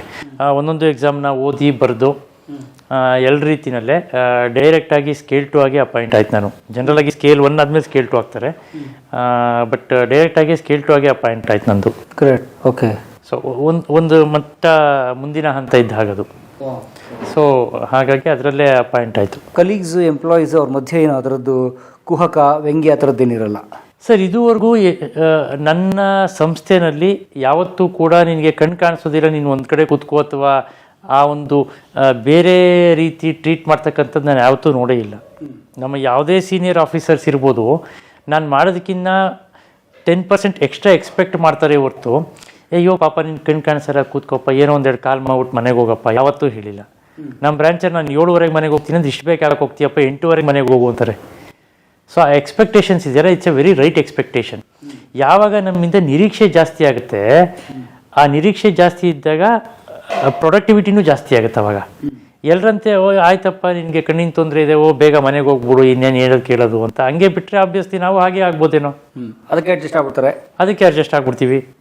ಅದ್ರ ಬದಲು ನಮ್ಮ ಸೀನಿಯರ್ಸ್ಗೆ ಒಂದು ಅವೇರ್ನೆಸ್ ತುಂಬ ಇದೆ. ಏಕೆಂದರೆ ಕಣ್ಣಿನ ತೊಂದರೆ ಇರ್ತಕ್ಕಂಥವ್ರು ತುಂಬ ಜನ ಇದ್ದಾರೆ SBIನಲ್ಲಿ. ಸೊ ಅದ್ರ ಏನಾಗುತ್ತೆ ಅಂದರೆ ಒಬ್ಬ ಇಷ್ಟು ಕೆಲಸ ಮಾಡಿದ್ರೆ ನಾನು ಅವನಿಗಿಂತ ಚೆನ್ನಾಗಿ ಕೆಲಸ ಜಾಸ್ತಿ ಮಾಡ್ತೀನಿ, ನನಗಿಂತ ಇನ್ನೂ ಚೆನ್ನಾಗಿ ಕೆಲಸ ಮಾಡೋರು ಜಾಸ್ತಿ ಸಿಗ್ಬೋದು. ಆವಾಗ ಏನಾಗುತ್ತೆ, ಆ ಒಂದು ಪಾಸಿಟಿವ್ ಕಾಂಪಿಟೇಷನ್ ಬೆಳೆಯುತ್ತೆ.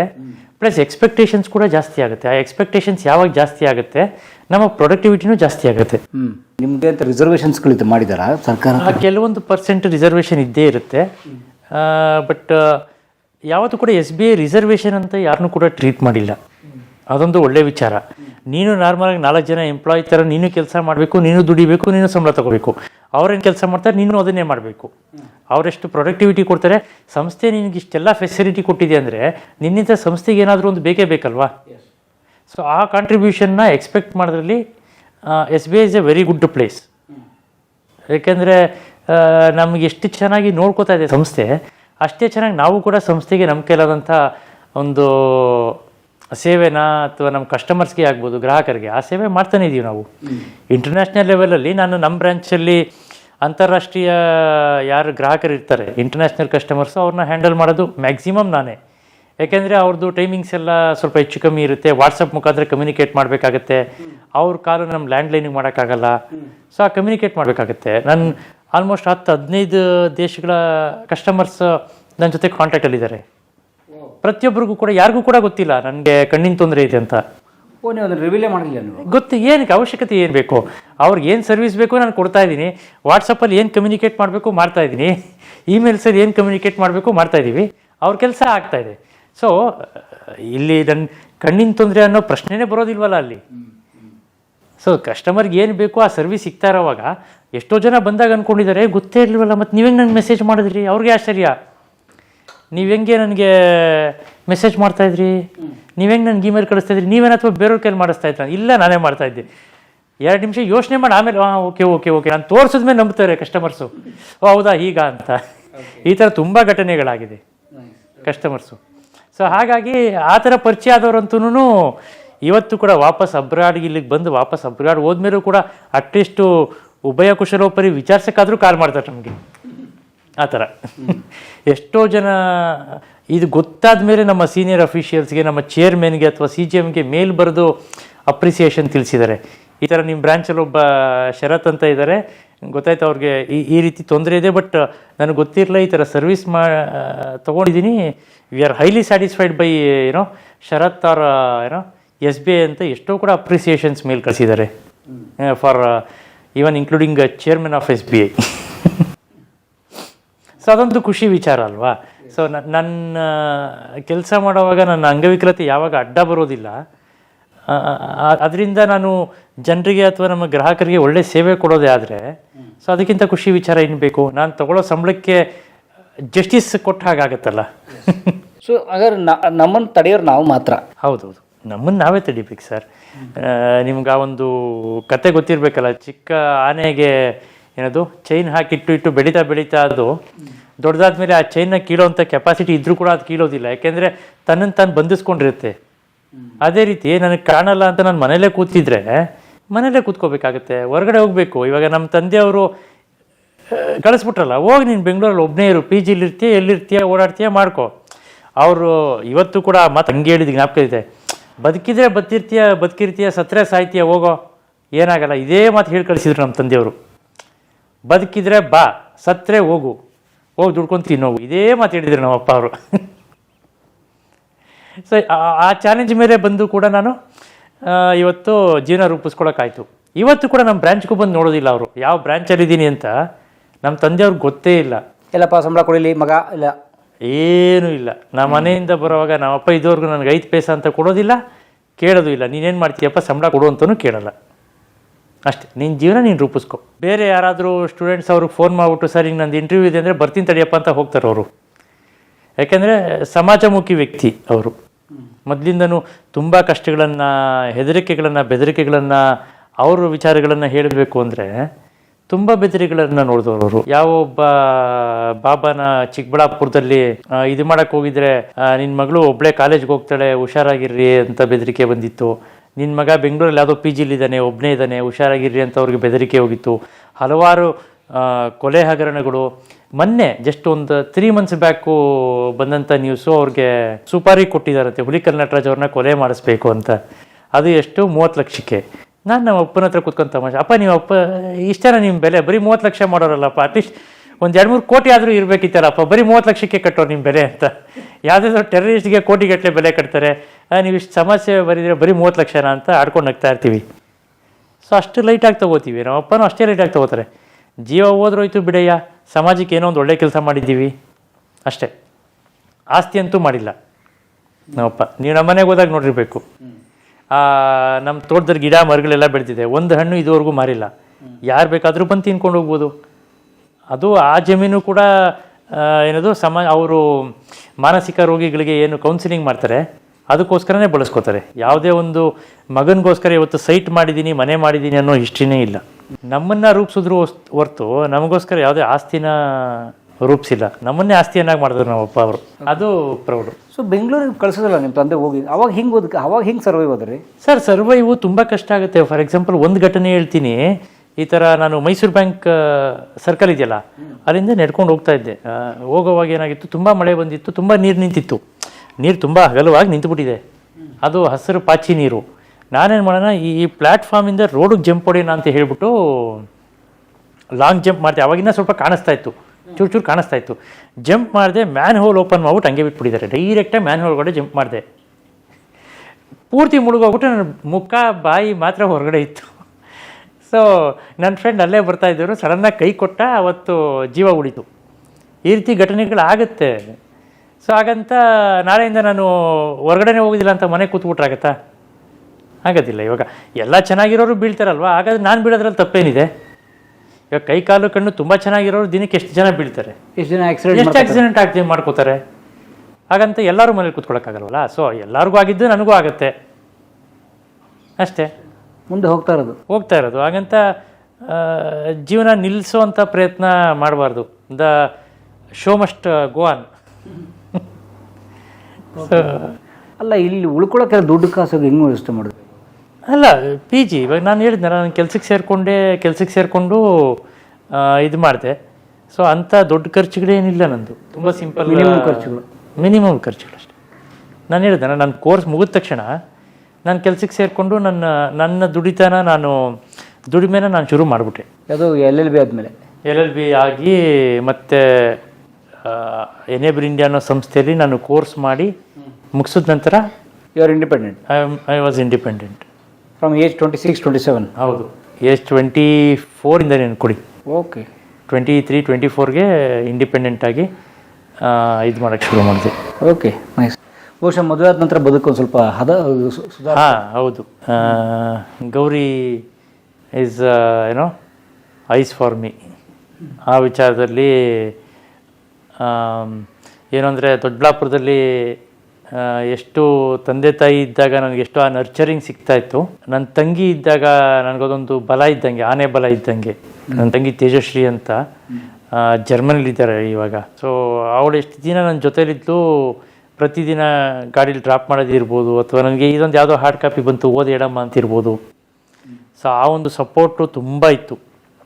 ನನ್ನ ಇಂಟರ್ವ್ಯೂ ಪೇಪರ್ ಫಿಲ್ ಮಾಡಿ ನನ್ನ ಇದಕ್ಕೆ ಕರ್ಕೊಂಡು ಹೋಗೋದು ಪ್ರತಿಯೊಂದು ಕೆಲಸನೂ ಅವಳೇ ಮಾಡಿದ್ಲು, ನನ್ನ ತಂಗಿ. So very ಅಪ್ರಿಷಿಯೇಟೇಬಲ್. ಸೊ ನನ್ನ ತಂಗಿ ಜರ್ಮನಿ ಹೋದಾಗ್ಲಿಂದ ಗೌರಿ ಆ ಸ್ಥಾನನ ರೀಪ್ಲೇಸ್ ಮಾಡಿದ್ದಾರೆ. ಸೊ ಹಂಗಾಗಿ ನನಗೆ ಯಾವತ್ತೂ ಕೂಡ, ನಮ್ಮ ವೈಫು ಅಷ್ಟೇ, ಯಾವತ್ತೇ ಆಗಲಿ ಏನಿದು ಅಯ್ಯೋ ನನ್ನ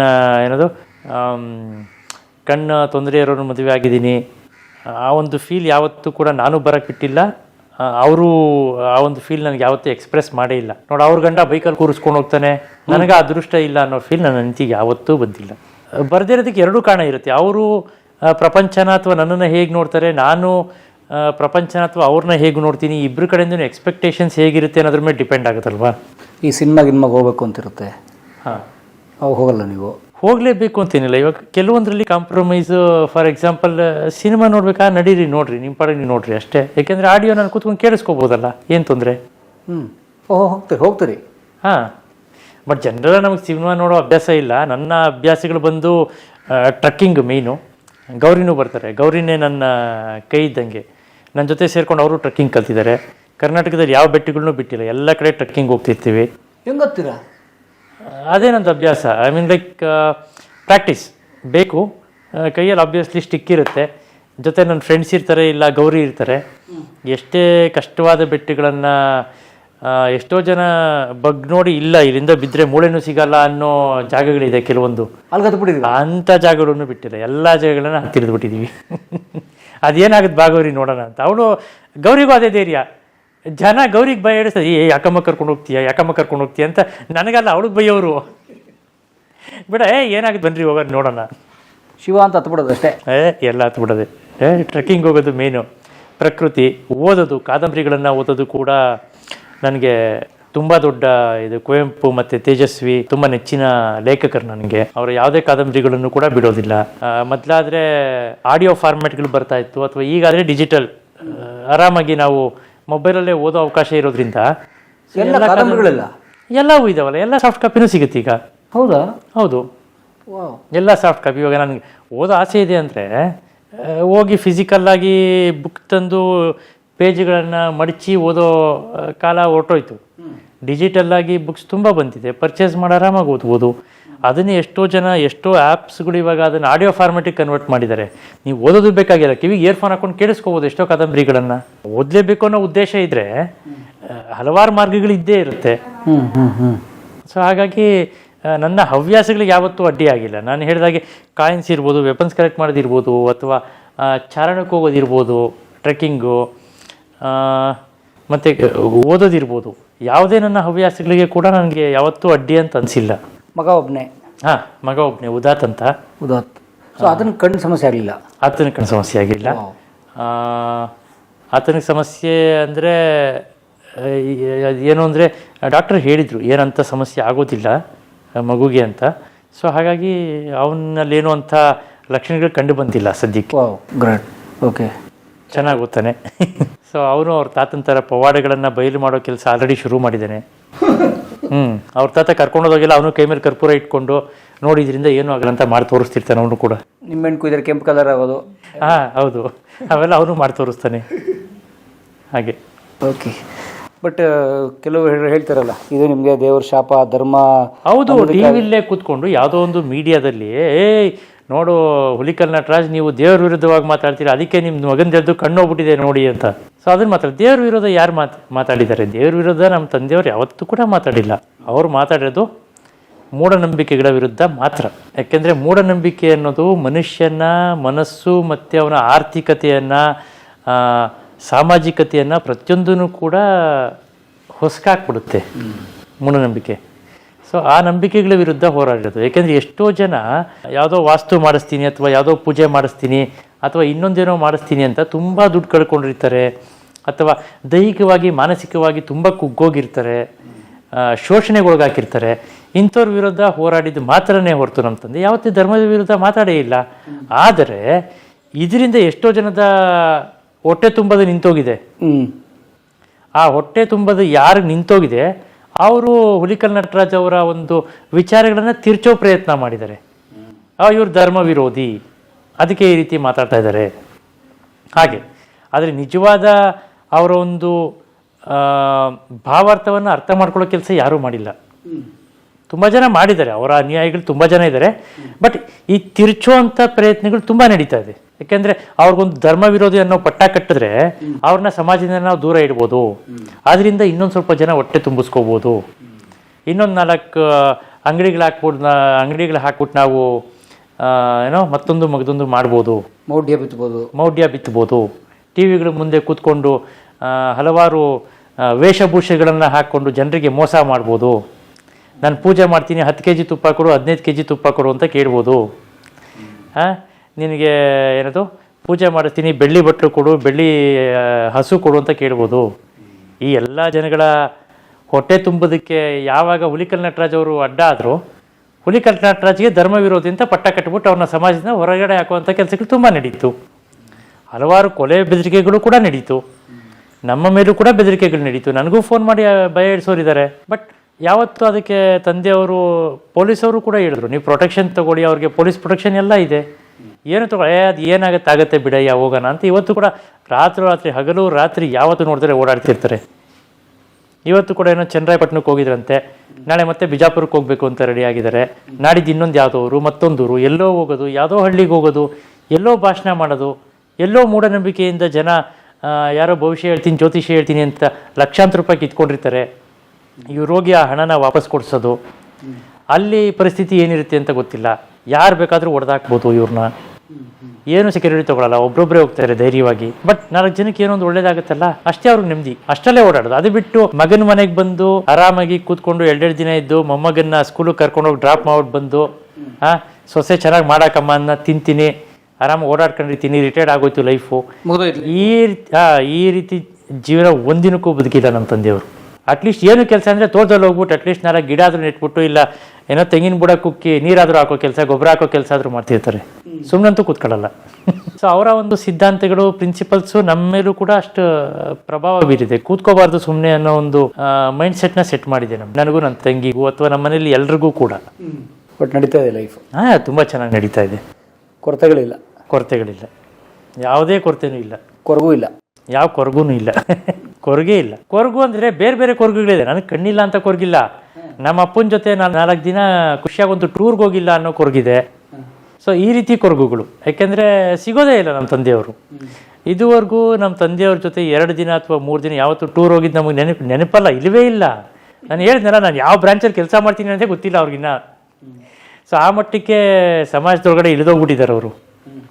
ಬಟ್ ನಮಗೂ ಕೂಡ ಅದನ್ನೇ ಹೇಳ್ತಾರೆ ಅವರು, ನೀವು ಅದನ್ನೇ ಮಾಡಿ. ಹುಲಿಕಲ್ ನಟರಾಜ್ ಅವ್ರು ಹಾಕೊಟ್ಟಿರ್ತಕ್ಕಂಥ ಮಾರ್ಗ, ಆಮೇಲೆ ನಾನು ಯಾವತ್ತಾಗಲಿ ಒಬ್ಬ ವ್ಯಕ್ತಿಯಾಗಿರ್ಬಾರ್ದು, ಸಮಾಜದ ವ್ಯಕ್ತಿಯಾಗಿರಬೇಕು ಅನ್ನೋ ಒಂದು ಮಾರ್ಗದರ್ಶನ, ಆಮೇಲೆ ಡಿಪೆಂಡೆನ್ಸಿ ಇರಬಾರ್ದು, ಯಾರ ಮೇಲೆ ಅವಲಂಬಿತರಾಗಿರಬಾರ್ದು, ಸ್ವಾವಲಂಬಿಯಾಗಿರಬೇಕು. ಆಮೇಲೆ ಮೌಢ್ಯತೆ ನಮ್ಮನ್ನು ಯಾವತ್ತೂ ದೂರವಾಗಿರಬೇಕು, ಮೌಢ್ಯತೆ ನಮ್ಮಲ್ಲಿ ಇರಬಾರ್ದು. ಆಮೇಲೆ ವೈಜ್ಞಾನಿಕ ವ್ಯಕ್ತಿಯಾಗಿ ಬೆಳಿಬೇಕು ನಾವು. ಸೊ ವಿಶ್ವಮಾನವನಾಗಬೇಕು ಅನ್ನೋದು ಅವ್ರದ್ದು ಉದ್ದೇಶ, ನನ್ನದು ಉದ್ದೇಶ. ಅಷ್ಟೇ. ಥ್ಯಾಂಕ್ ಯು ಸರ್, ಧನ್ಯವಾದ. ಅಮ್ಮ ಗೌರಿ ಅಮ್ಮ, ನಿಮಗೂ ನಮಸ್ತೆ ಅಮ್ಮ.